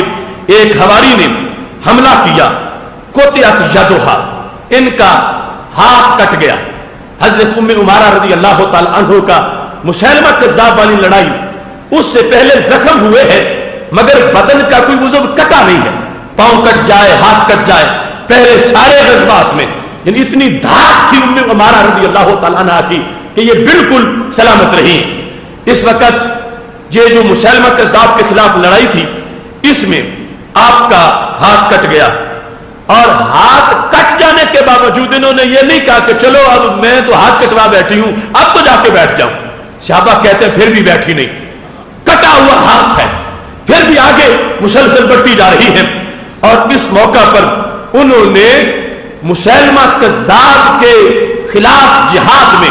ہاتھ کے کٹ جانے کے باوجود اس وقت تک دوسرے ہاتھ سے تلوار چلانا بند نہیں کی جب تک کہ آخری مسیلمہ کذاب کا حواری مر نہیں گیا۔ جس وقت صفایا ہوا ہے تو پھر حضرت ام عمارہ نے سجدہ شکر کیا کہ میں نے اپنے نبی کے گستاخوں کے سر کاٹ دیے ہیں۔ یہ جذبہ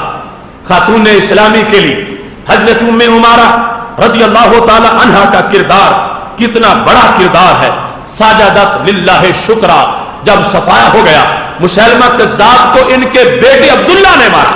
اور باقی جو اس کے حواری تھے 40,000، جب وہ کئی دنوں کی لڑائی کے بعد صفایا ان کا ہو گیا، سجدہ شکر کر کے پھر یہ کہنے لگی اللہ کا فضل ہے کہ ہم نے اس زمین پر اپنے نبی کے منکروں کے لیے زمین تنگ کر دی ہے، اور ہم نے ان کے پلید وجود سے اس پاک زمین کو ہمیشہ کے لیے پاک کر دیا ہے۔ حضرت ام عمارہ رضی اللہ تعالی عنہا اتنا بڑا علمی مقام رکھتی تھی کہ سیدنا ابو بکر صدیق رضی اللہ تعالی عنہ جیسے صحابہ، خلیفہ راشد، خلیفۃ الرسول بلا فصل حضرت سیدنا صدیق اکبر رضی اللہ تعالی عنہ کئی بار حضرت ام عمارہ کے پاس مسائل پوچھنے گئے کہ تمہارے پاس اس سلسلہ میں نبی علیہ السلام کا کوئی فرمان ہو، تم ہماری رہنمائی کرو۔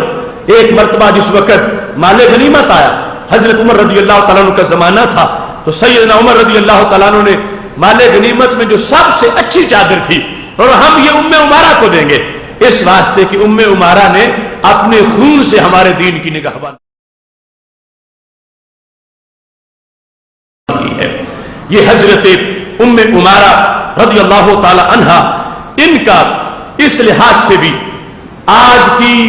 جتنی خواتین ہیں ان پر احسان ہے، پوری امت مسلمہ کی خواتین پر ایک لحاظ سے امت عمارہ کا کتنا بڑا احسان ہے کہ انہوں نے ایک دن محبوب علیہ السلام سے یہ درخواست کی اور دیکھا سرکار کا دریا رحمت جوش میں ہے اور بات کرنے کا حوصلہ بھی تھا. محبوب علیہ السلام سے یہ کہنے لگی ما ارا کل شیء الا للرجال.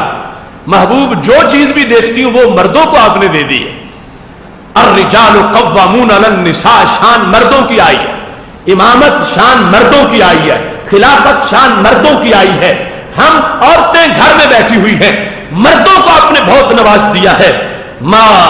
ارى النساء یذکرن بشیء,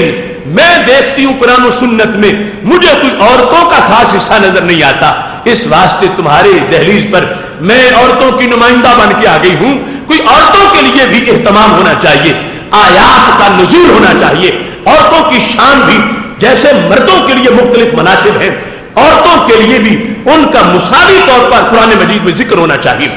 جس وقت حضرت ام عمارہ رضی اللہ تعالی عنہا نے میرے نبی علیہ السلام سے یہ درخواست پیش کی ہے, ابھی اٹھ کے دربار سے باہر نہیں گئے کہ حضرت جبریل علیہ السلام آیت لے کے نازل ہو گئے ہیں. اور کس نے الفاظ ہیں جن میں سورہ احزاب کے اندر رب ذوالجلال نے مردوں کے ساتھ برابر عورتوں کا ذکر کیا, اور قیامت تک کے لیے ہمیشہ ممبر و محراب پہ وہ پڑھا جائے گا. جہاں مرد کا ذکر ہے ساتھ عورت کا ذکر ہے, پھر مرد کا ذکر ہے پھر عورت کا ذکر ہے. مصلی پہ, تراویح میں, نماز میں, جمعہ میں, جماعات میں, قیامت تک کے لیے یہ حضرت ام عمارہ کی وہ درخواست تھی کہ اگرچہ اللہ کا تو ازلی کلام ہے, ابدی کلام ہے, اس نے تو نازل ہونا ہی تھا, وہ شروع سے ہے, یہ نہیں کہ اللہ نے کوئی نیا بنا کے نازل کر دیا ہے, لیکن ان کی تجویز جو تھی آخر اس کو صورت ایسی بنی کہ دماغ ان کا تھا, خیال ان کو آیا, تجویز انہوں نے پیش کی. اللہ نے جو ازل سے طے کر رکھا تھا ان کی تجویز پر رب نے وہ کلام نازل فرما دیا. سورہ احزاب اس کے اندر آیت نمبر 35 ہے, وہ رب ذوالجلال نے فرما ان المسلمین والمسلمات, بے شک مسلم مرد اور مسلم عورتیں, والمؤمنین والمؤمنات,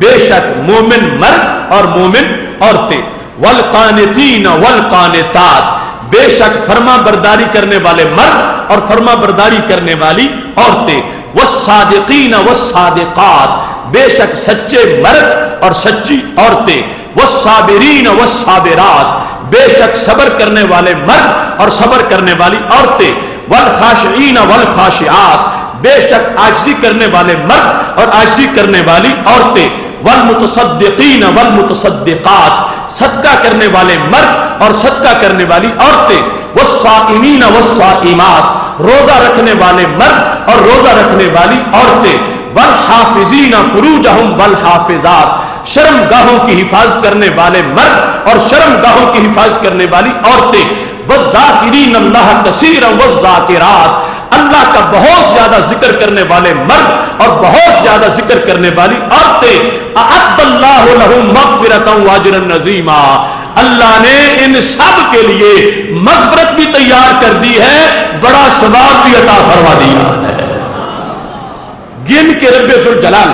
آخر میں خبر دی, اعد اللہ لہم مغفرۃ واجرا عظیما, ان سب کے لیے مغفرت بھی ہے,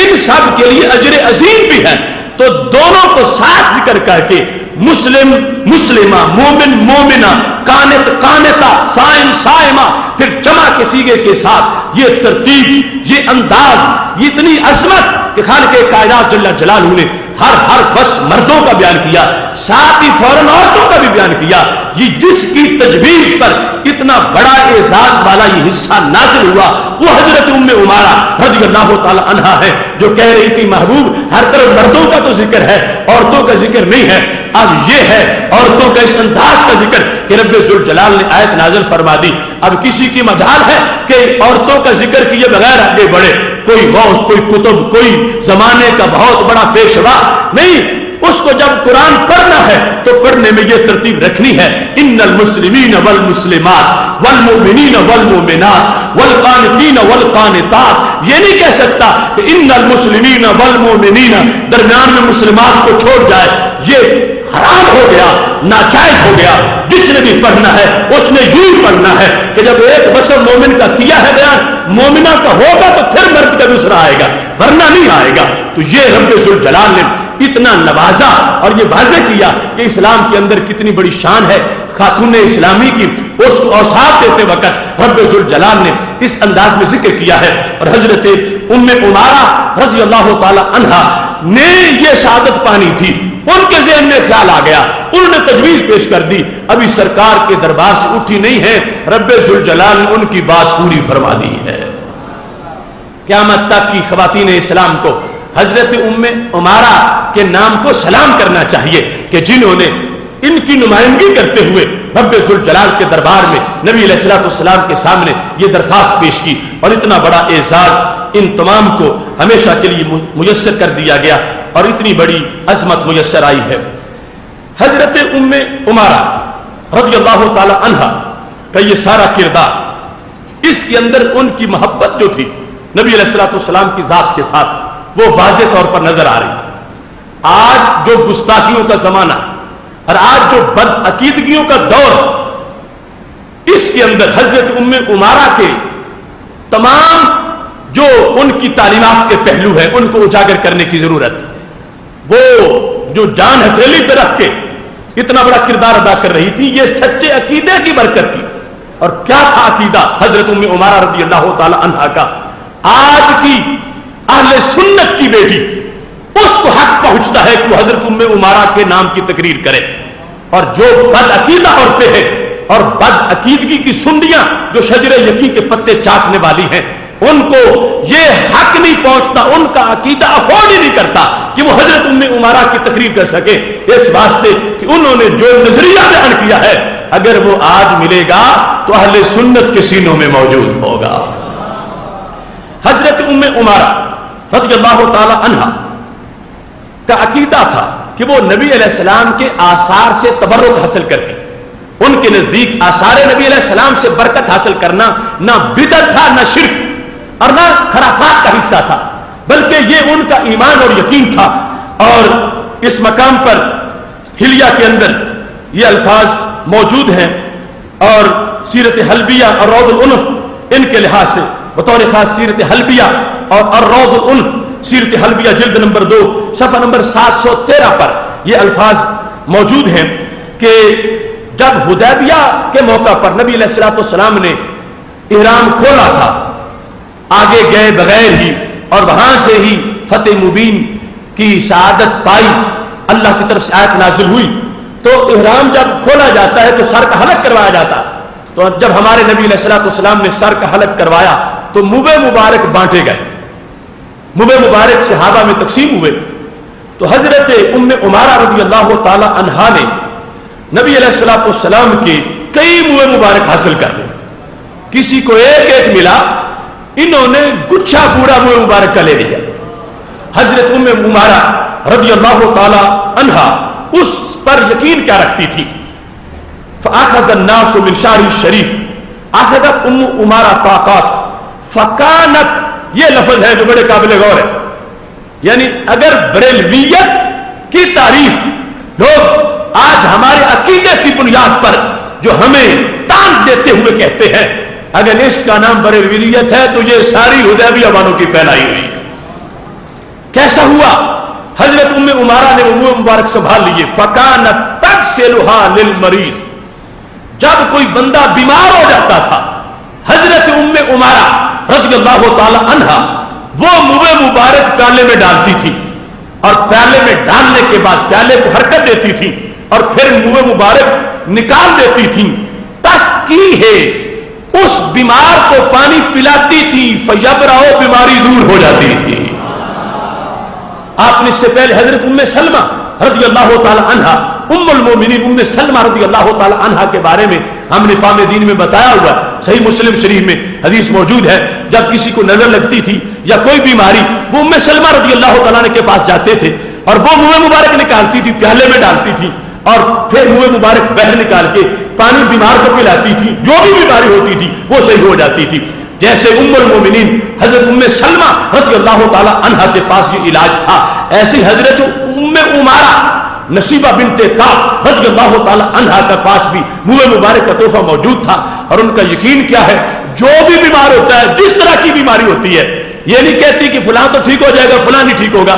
جو بھی بیمار آتا ہے اس کو منہ مبارک والا پانی پلاتے ہیں. روایت میں کبھی ایسا نہیں ہوا کہ کسی نے پیا ہو اور درست نہ ہوا ہو. جس نے پیا ہے وہی صحت مند بھی ہو گیا ہے, بیماری اس کی دور ہو گئی ہے. تو پتہ چلا ام عمارہ کا درس, حضرت ام عمارہ کا نظریہ اگر کوئی خطیبہ بیان کر سکتی ہے تو اس کے لیے اہل سنت ہونا ضروری ہے. آج ان کی وہ بیٹی ان کا یہ عقیدہ بیان کر سکے گی کہ جو بد عقیدہ نہیں ہے, جو اہل سنت کے عقیدہ پر ہے, جن کے نزدیک یہ ثابت ہے کہ رب ذوالجلال اگر نہ چاہے تو کوئی پتا بھی نہیں ہلا سکتا, اور رب چاہے تو نبی علیہ السلام کے منہ مبارک سے لگنے والا پانی بھی مشکل کشا بن جاتا ہے. یہ عقیدہ ہوگا تو پھر حضرت ام عمارہ کا نظریہ بیان ہو سکے گا. اور اگر اس کو شرک کہنا ہے تو پھر تو وہ عورت ام عمارہ کو مشرکہ قرار دے رہی ہے. معاذ اللہ, ام عمارہ کا نظریہ کیا بیان کرے گی؟ اس بنیاد پر خاتون اسلامی کی عظمت کا راز ہم نے دیکھا تو اہل سنت کے عقیدے میں نظر آیا, اور اہل سنت کے عقیدے کی یہ روشنی ہے جس کی بنیاد پر برکت اسلام کی ہر طرف پھیلی ہے. یہ عقیدہ ماں کا ہو تو پھر بیٹا حضرت حبیب جیسا ہوتا ہے. یہ عقیدہ ماں کا ہو تو پھر بیٹا حضرت عبداللہ جیسے ہوتا ہے. یہ انداز تھا جس کی بنیاد پر اتنی سعادتیں میسر آئیں, اور رب ذوالجلال نے بیٹوں کو غازیوں اور شہیدوں والا شان عطا فرمائی ہے. دوسرے مقام پر حضرت ام عمارہ کا جس وقت بازو ہاتھ کٹ گیا تھا, تب ہاتھ کٹ جائے بندے کا تو ایک عیب والی صورتحال ہوتی, لیکن حضرت ام عمارہ نے اسے بھی کمال سمجھا, اور صرف آپ نے نہیں سمجھا, زمانے نے بھی کمال سمجھا. یہ بات الروض الانف جلد نمبر 2 صفحہ نمبر 201 میں موجود ہے کہ جس وقت لوگوں نے یہ سمجھا کہ ام عمارہ نے ساری زندگی اسلام کے لیے کام کیا اور پھر ایک گستاخ کو مارنے کے لیے بڑھی تو بازو کٹ گیا, ان کا ہاتھ کٹ گیا, تو لوگوں کا نظریہ تھا کہ یہ ہاتھ کٹا ہوا جو ہے یہ عام ٹنڈے لوگوں جیسا نہیں, یہ کوئی برکت والا. اس بنیاد پر کیا نظریہ تھا دور صحابہ میں, کیا نظریہ تھا دور تابعین میں, حضرت ام عمارہ رضی اللہ تعالی عنہا کا وہ کٹا ہوا ہاتھ, اس کے لیے لوگوں کا نظریہ کیا تھا؟ لما قطعت یدھا فی الجمامۃ تلک الید التی طالما بافت بها الرسول اللہ صلی اللہ علیہ وسلم, جس ہاتھ سے انہوں نے احد کے میدان میں سرکار کے گرد پہرا دیا تھا, جس ہاتھ کے ساتھ حنین کے میدان میں سرکار کے گرد تلوار ہاتھ میں پکڑ کے پہرا دیا تھا, وہ ہاتھ اس وقت کٹ گیا. فکان الناس یاتونها بمرضاهم لتستشفی لهم, لوگ ان کے پاس برکت کے حصول کے لیے آتے تھے تاکہ یہ ان کے شفا کو بندوبست کر دیں. تو جو بچے ہوتے تھے یا عورتیں ہوتی تھیں ان کو براہ راست اپنا کٹا ہوا بازو پھیرتی تھی, جس کے بدن کو, جس بچے بچی یا خاتون کے بدن کو حضرت ام عمارہ کا کٹا ہوا بازو مس ہو جاتا تھا اسی کی بیماری دور ہو جاتی تھی. یہ حضرت ام عمارہ مردوں کے کپڑے کے اوپر عورتوں کے بدن کے ساتھ براہ راست, یہ اگر گھڑا ہوا دین ہوتا جو آج اہل سنت کے پاس ہے تو پھر اس غازیہ مجاہدہ, اس مفسرہ مجتہدہ امت کی اس عظیم خاتون کا یہ نظریہ نہ ہوتا. پتا چلا یہ گھڑا گیا نہیں ہے, یہ تو حنین کا پڑا ہوا ہے, یہ تو حدیبیہ والا عقیدہ ہے, یہ احد کے اس شیر دل خاتون کا عقیدہ ہے کہ جنہوں نے اس انداز میں کردار ادا کیا. یہ الروض الانف جلد نمبر 2 کے اندر موجود ہے. کہتی ہیں وہ فتمسحو بیدہا علی العلیل, اپنا ہاتھ وہ کٹا ہوا جو تھا وہ بیمار کے ساتھ مس کرتی تھیں, وتدعو لہ, ساتھ دعا بھی مارتی تھیں. فقلما مسحت بیدہا ذا احد الا بارئ باذن اللہ, کہتے ہیں ایسا ہوا ہی نہیں کہ کسی مصیبت زدہ کو جس کو کوئی بیماری ہو اس کے ساتھ حضرت ام عمارہ کے وہ کٹا ہوا ہاتھ لگا ہو اور اس کی بیماری دور نہ ہوئی ہو. جس کو بھی آپ کے کٹے ہوئے ہاتھ نے مس کیا ہے وہ بچی, بچہ یا خاتون یا کپڑے کے ساتھ مرد, اس کی بیماری رب ذوالجلال نے دور فرما دی ہے. یہ صحابیہ کا تذکرہ اس انداز میں نے آپ کے سامنے پیش کیا جنہوں نے سید عالم نور مجسم شفیع معظم صلی اللہ علیہ وسلم سے دین پڑھا، پھر آگے دین پھیلایا، حق ادا کیا، قانتہ، صابرہ، صائمہ، عابدہ، ساجدہ، راکعہ، وہ ام عمارہ رضی اللہ تعالیٰ عنہ، اتنا اونچا مرتبہ مقام اور اتنے بڑے ان کے روشن نظریات اور جامع افکار ہیں۔ میں نے آج کے موضوع کے لحاظ سے یہ ارادہ کیا تھا کہ اس کی وضاحت کے لیے ایک صحابیہ اور ایک تابعیہ کا ذکر کروں گا، لیکن ٹائم جو ہے وہ مختصر ہو گیا ہے، اس واسطے خاتون اسلام کی عظمت کے راز کے لحاظ سے یہ تمام خواتین کے لیے سبق ہے کہ وہ حضرت ام عمارہ اور ان کے کردار کے یہ جتنے ابواب ہیں ان کو پیش نظر رکھیں، اپنی اولاد تک پہنچائیں، اور ساتھ یہ جو ان کا سبق ہے عقیدے کے لحاظ سے بھی اسے بھی آج کے ماحول میں واضح کریں۔ آج جن بدبخت خواتین کو یہ عادت پڑ گئی ہے کہ بات بات پر شرک کے فتوے لگا رہی ہیں، بدعت کے فتوے لگا رہی ہیں، اور بات بات پر توہم پرستی کے طعنے دے رہی ہیں اہل سنت کی خواتین کو کہ تم توہم پرست ہو، تم مشرکہ ہو، تم بدعتی ہو۔ ان کو یہ سنانے کی ضرورت ہے کہ اہل سنت و جماعت کی جو خواتین ہیں، ہماری خواتین کا جو عقیدہ یہ حضرت ام عمارہ والا عقیدہ ہے۔ باقی جو خرافات ہیں ان کے لحاظ سے رد کا مستقل ہمارے ہاں اہتمام ہے، ان باتوں کی وضاحت ہوتی ہے جو غلو والی ہے، ان سے روکا جاتا ہے، لیکن یہ نہ غلو ہے اور نہ ہی یہ دین کے بعد گھڑی ہوئی چیزیں ہیں۔ یہ تو ان کا دین ہے جنہوں نے صفہ پہ بیٹھ کے دین پڑھا ہے، اور نبی علیہ الصلوۃ والسلام نے براہ راست دین پڑھایا ہے۔ ان کے نزدیک بھی ان کا بدن وہ سمجھتی ہیں کہ میں جس کو پھیروں گی اللہ اسے بھی برکت عطا فرما دے گا۔ اگر یہ عقیدہ نہیں تھا تو معاذ اللہ یہ فتوے تو ام عمارہ پہ لگیں گے کہ وہ بدعت کر رہی تھی، وہ شرک کر رہی تھی، حالانکہ انہوں نے بدعت نہیں کی، شرک نہیں کیا، انہوں نے وہی دین پہنچایا ہے جو دین انہیں ہمیں ہمارے نبی علیہ السلام نے عطا فرمایا ہے۔ چونکہ آج سوال و جواب کی نشست کا بھی ٹائم ہے، اس واسطے چند سوالات اور جوابات کا سلسلہ بھی ہو جاتا ہے۔ یہ پوچھا گیا ہے کہ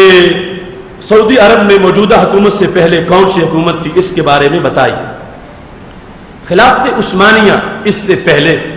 موجود تھی، ترکوں کی حکومت تھی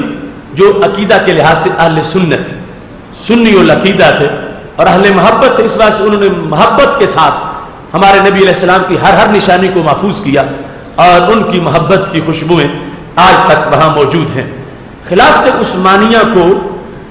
لارنس عربیہ اس کے خلاف متحرک ہوا، جس کا عملہ قادیانیوں پر مشتمل تھا، اور اس کے علاوہ وہ برطانوی سامراج کے معاہدے کے زیر اہتمام وہاں پر خلافت عثمانیہ کے خلاف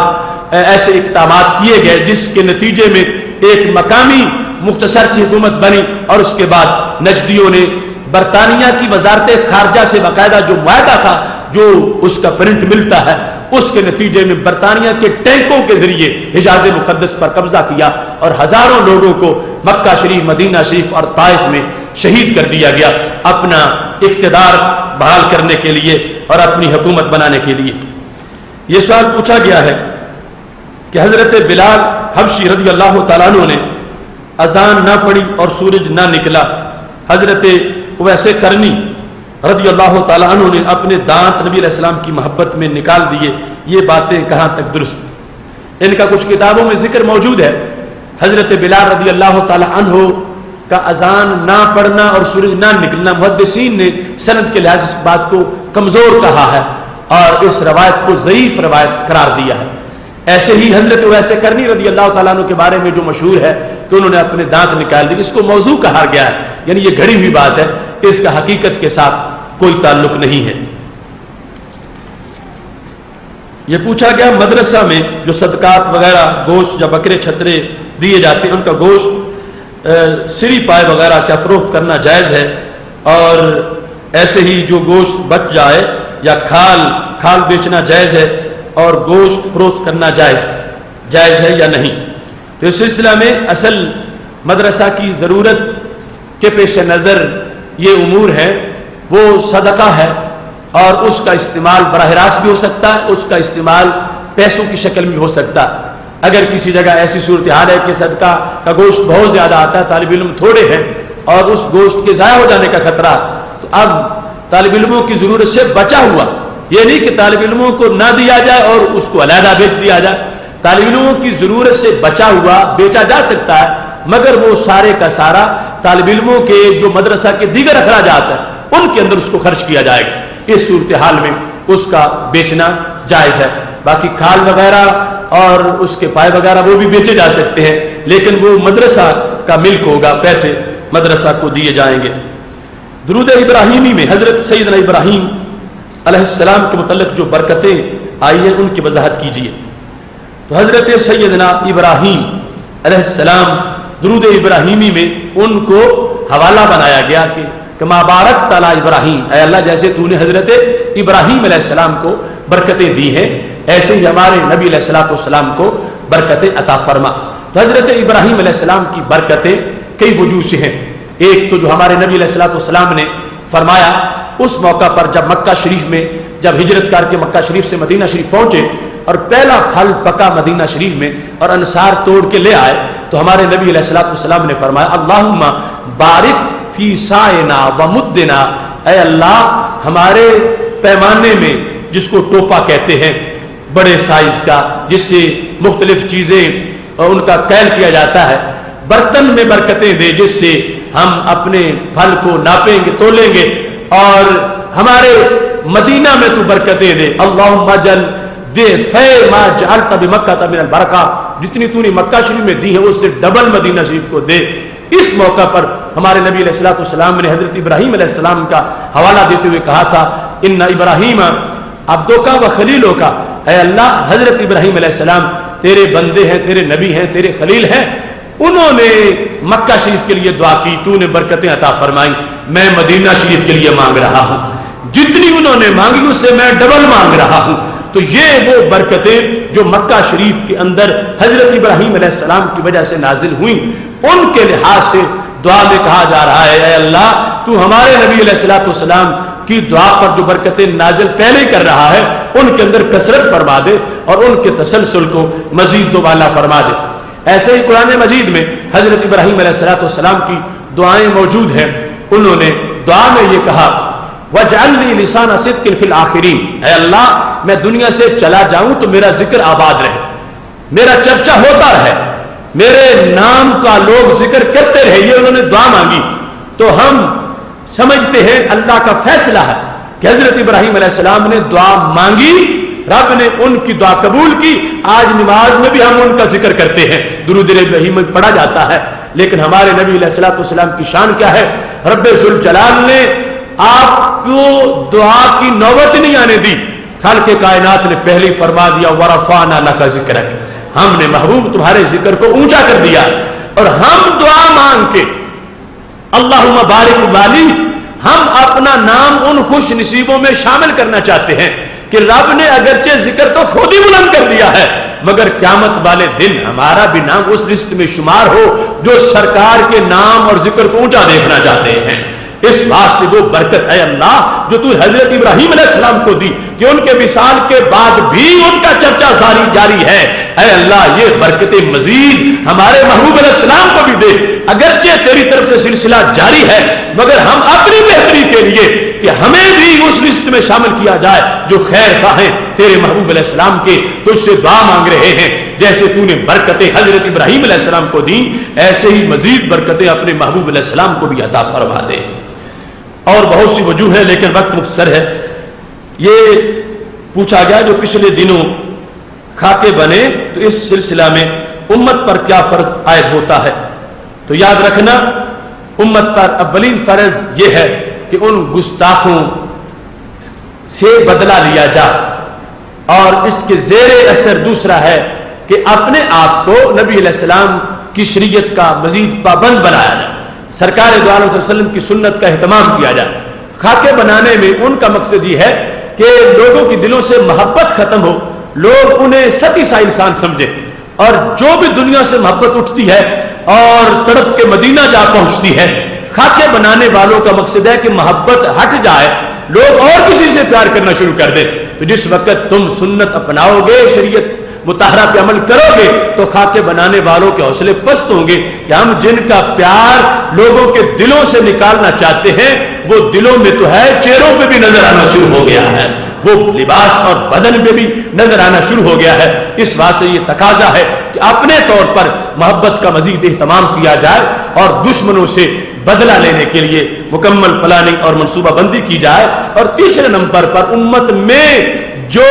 گھٹیا انداز تبلیغ ہے کچھ لوگوں کا، ہر وقت وہ سرکار دو عالم وسلم کو ستی سا انسان بنا کے پیش کرنے کی کوشش کرتے ہیں۔ ان کے بھی دو ہاتھ ہیں، ہمارے بھی دو ہاتھ ہیں،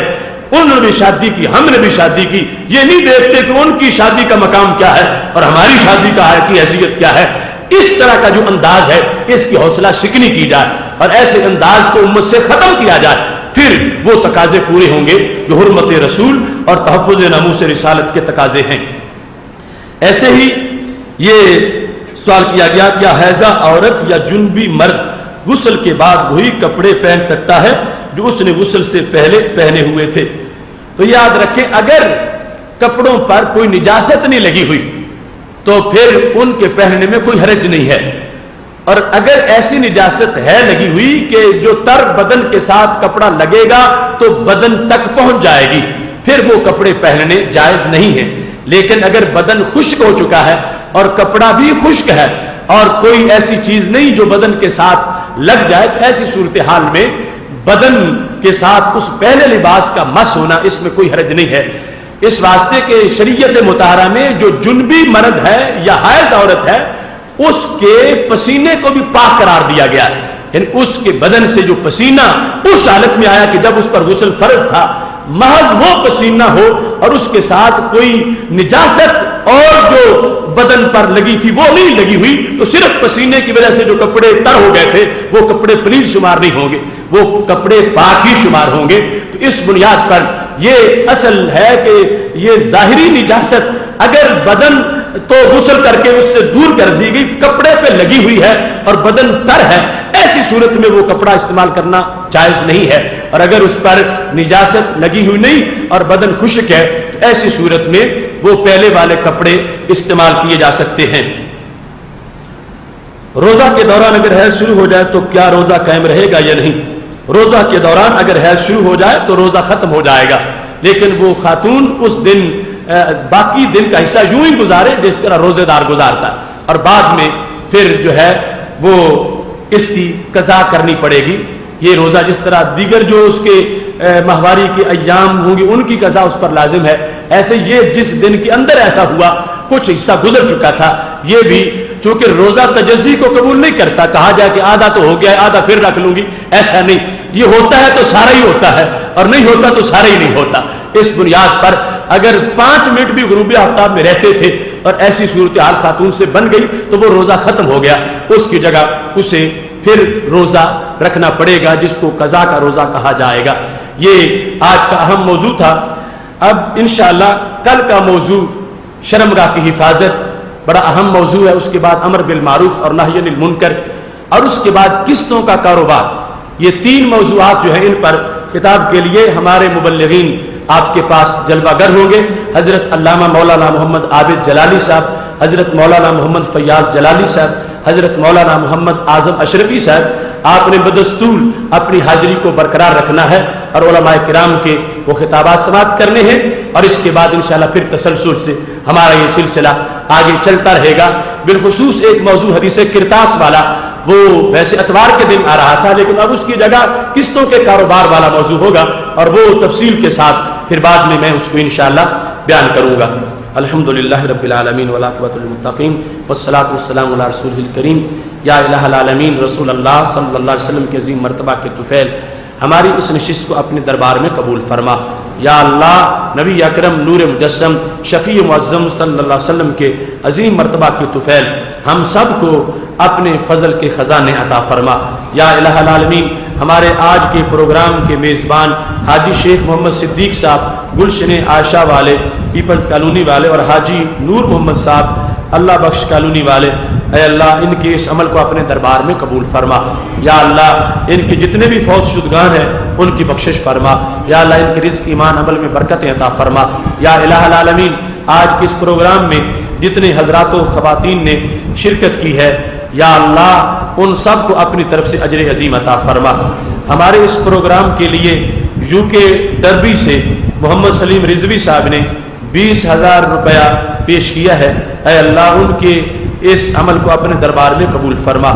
اور یہ رسول اللہ صلی اللہ علیہ وسلم کے والدین کریمین کے ایصال ثواب کے لیے، اور محمد سلیم صاحب نے اپنے والدین کے ایصال ثواب کے لیے یہ تحفہ پیش کیا ہے، اللہ اس کو اپنے دربار میں قبول فرما۔ یا الہ العالمین، جو سبق آج ہم نے پڑھا ہے، ہماری ماؤں بہنوں کو، بیٹیوں کو اسے یاد رکھنے کی توفیق عطا فرما، اور ہمیں بھی اسے ہر طرف پھیلانے کی توفیق عطا فرما۔ یا الہ العالمین، پاکستان کو استحکام عطا فرما، عالم اسلام کو اتحاد و اتفاق عطا فرما، مسلمان دنیا میں جہاں کہیں مجبور و مظلوم ہیں ان کو جبر و ظلم سے نجات عطا فرما۔ یا الہ العالمین، ہم میں سے جن کے والدین زندہ ہیں ان کے والدین کو صحت و عافیت کے ساتھ لمبی زندگی عطا فرما، اور جن کے والدین کا وصال ہو چکا ہے ان کے والدین کو فردوس میں بلند مقام عطا فرما۔ جوان سال عالم دین قاری غلام سرور صاحب فقیر پورہ والے، ان کا وصال ہو گیا، ان کے لیے دعا کریں، اے اللہ ان کو فردوس میں بلند مقام عطا فرما، ان کی زندگی بھر کی نیکیوں کو قبول فرما اور سیئات سے درگزر فرما۔ یا الہ العالمین، پاکستان کی حفاظت کی ہمیں توفیق عطا فرما، اور نظریہ پاکستان کو ہر طرف پہنچانے کی توفیق عطا فرما۔ سیلاب کی وجہ سے جو لوگ آفت زدہ ہیں، اے اللہ انہیں اپنی خصوصی مہربانی سے ان کی مدد فرما اور ان کو سہارا عطا فرما۔ یہ رکا آیا ہے، انہوں نے اپنے والدین سے صلح کے لیے دعا کے لیے کہا ہے، اے اللہ ان کی اس حسرت کو پورا فرما۔ یا الہ العالمین، رسول اللہ صلی اللہ علیہ وسلم کے عظیم مرتبہ کے طفیل ہمارے جتنے کارکنان ہیں شعبہ رجال میں اور شعبہ خواتین میں ادارہ صراط مستقیم کے پروگرام کو جنہوں نے منظم کیا ہے، اللہ ان کو اپنی طرف سے اجر عظیم عطا فرما۔ یا الہ العالمین، ہم سب کو رسول اللہ صلی اللہ علیہ وسلم کی شفاعت کا مستحق بنا اور ہم سب کے گناہوں کو معاف فرما۔ وصلی اللہ تعالی علی حبیبہ خیر خلقہ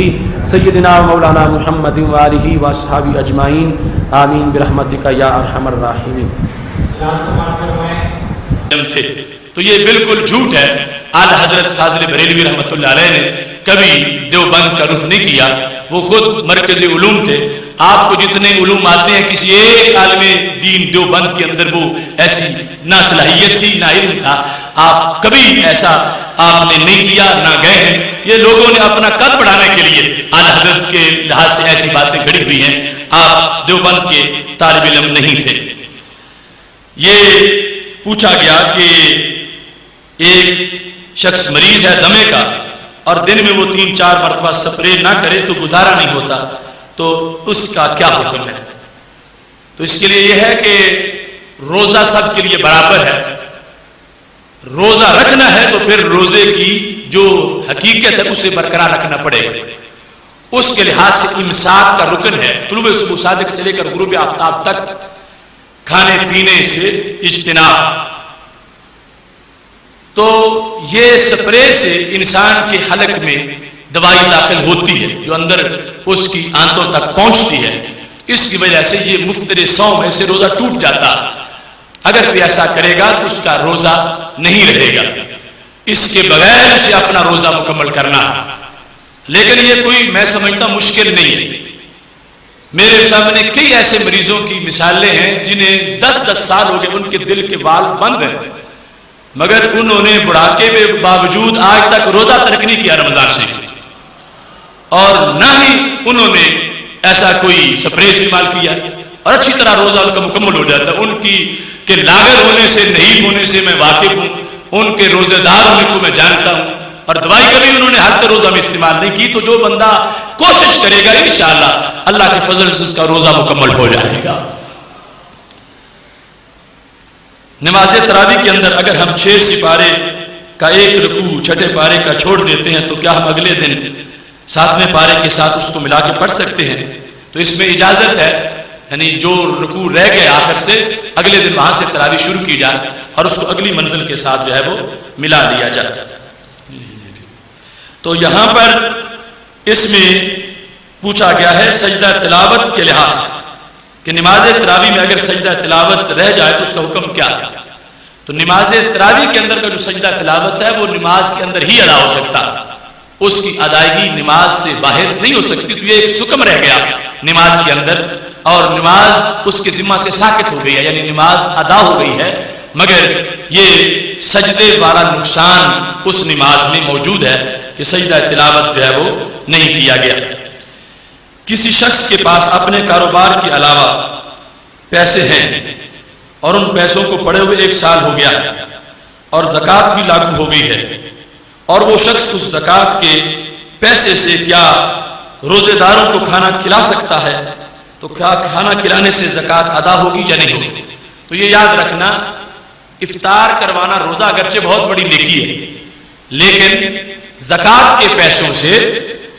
ان لوگوں کا روزہ نہیں کھلوایا جا سکتا کہ جو مستحق زکوٰۃ نہیں، جو مستحق زکوٰۃ ہے اس کے لحاظ سے بھی کھانا پکا کے آپ رکھیں اور اس کو کہا کہ روزہ افطار کر لو تو پھر بھی زکوٰۃ ادا نہیں ہوگی، اس واسطے کہ زکوٰۃ میں تملیغ شرط ہے، ایک ہوتی ہے اباحت، ایک ہوتی ہے تملیغ۔ اباحت کیا ہے کہ آپ نے کھانا پکایا تو کسی کو بلایا، تو اس کا مطلب کیا ہے جو کھا سکتے ہو کھا سکتے ہو، ساتھ نہیں لے جا سکتے، وہ اس کا ملک نہیں، تم نے اس کے لیے جائز کیا کہ وہ کھا لے، یہ اباحت ہے۔ تملیغ یہ ہے کہ کسی کو دینا وہ جو چاہے اس کے ساتھ، تو دعوت والی جو صورتحال ہوتی ہے وہ اباحت والی ہوتی ہے، وہ تملیغ والی نہیں ہوتی۔ تو اس بنیاد پر اگر زکوٰۃ کے پیسوں سے کوئی افطاری تیار کرے اور صرف غریبوں کو ہی بلائے پھر بھی زکوٰۃ ادا نہیں ہوگی، کیونکہ اس میں اباحت پائی جائے گی، اس میں تملیغ نہیں پائی جائے گی۔ تو ویسے جو امیر ہیں ان کے لحاظ سے ڈبل ناجائز ہو جائے گا۔ تو اس بنیاد پر زکوٰۃ کے پیسوں سے روزے داروں کا کھانا افطاری یہ ناجائز ہے، یہ دیگر ذرائع سے ہونی چاہیے، اور زکوٰۃ جو ہے جو مستحقین زکوٰۃ ہیں ان کے لیے اس کا اہتمام ہونا چاہیے۔ انشاءاللہ کل بھی بہت اہم موضوع ہے قبر اور بت میں فرق۔ اب دیکھا نا آپ نے، یعنی قبر کے لحاظ سے کچھ لوگوں کو بڑی تشویش ہے،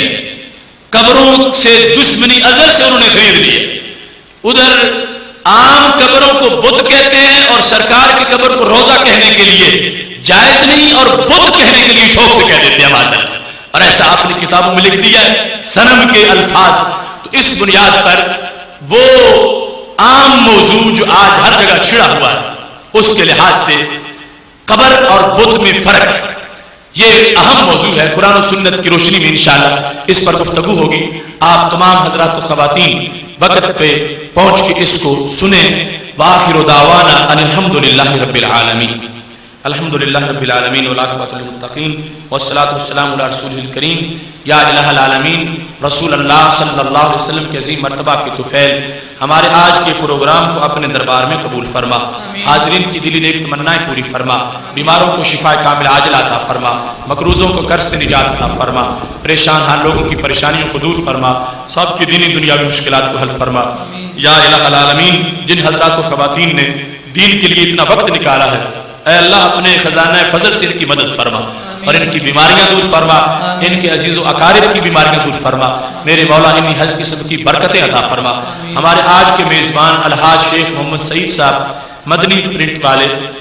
انہوں نے اس پروگرام کی میزبانی کا شرف حاصل کیا، اے اللہ اس پروگرام کا ثواب ان کے والدین مرحومین الحاج محمد بشیر احمد صاحب اور ان کے پیر و مرشد حضرت پیر علی حسین شاہ صاحب رحمہ اللہ تعالیٰ کی ارواح کے لیے پیش کرتے ہیں۔ اے اللہ قبول فرما اور ان کے مراکز پر نور پر کروڑوں رحمت نازل فرما۔ ہم میں سے جن کے والدین زندہ ہیں، اے اللہ ان کے والدین کو صحت و عافیت کے ساتھ لمبی زندگی عطا فرما، اور جن کے والدین کا وصال ہو چکا ہے ان کے والدین کو فردوس میں بلند مقام عطا فرما۔ ہمارے ملک کو استحکام عطا فرما، عالم اسلام کو اتحاد و اتفاق عطا فرما، مسلمان دنیا میں جہاں کے مجبور و مظلوم ہیں ان کو جبر و ظلم سے نجات عطا فرما۔ یا الہ العالمین، مسلک حق اہل سنت و جماعت کو عروج عطا فرما، ادارہ صراط مستقیم پاکستان کو اپنے عظیم مقاصد میں کامیابی عطا فرما۔ یا الہ العالمین، رسول اللہ صلی اللہ علیہ وسلم کے عظیم مرتبہ کے طفیل سب کے حال میں رحم فرما۔ ادارہ صراط مستقیم پاکستان گوجرانوالا کے نائب ناظم منیر بھٹی صاحب کے سسر صاحب اور ساس صاحبہ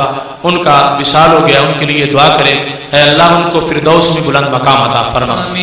یا الہ العالمین، حضرت علامہ الحاج ابو داؤد صادق صاحب کو شفا کاملہ عاجل عطا فرما۔ یا الہ العالمین، اس عشرہ مغفرت میں ہم سب کے گناہوں کو معاف فرما۔ میرے مولا ہماری نمازیں قبول فرما، ہمارے روزے قبول فرما یا الہ العالمین۔ رسول اللہ صلی اللہ علیہ وسلم کے عظیم مرتبہ کے طفیل اہل سنت کو غلبہ عطا فرما یا اللہ، سب کے حال پہ رحم فرما یا الہ العالمین، سب کی پریشانیاں دور فرما، جو بے اولاد ہیں ان کو نیک اولاد عطا فرما، جو اولاد نرینہ سے محروم ہیں ان کو اولاد نرینہ عطا فرما، جو اصحاب اولاد ہیں ان کو اپنی اولاد کی صحیح تربیت کی توفیق عطا فرما، جو اپنی اولاد کے رشتوں کے سلسلہ میں پریشان ہیں ان کی پریشانیوں کو دور فرما اور ان کے لیے بہترین اسباب پیدا فرما یا الہ العالمین۔ یہ پیغام ان سامعین کو آگے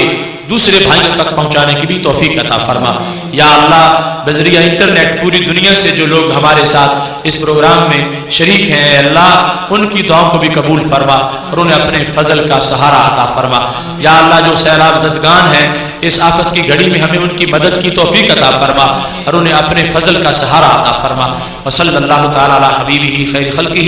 سیدنا و مولانا محمد و آلہ و اصحابہ اجمعین۔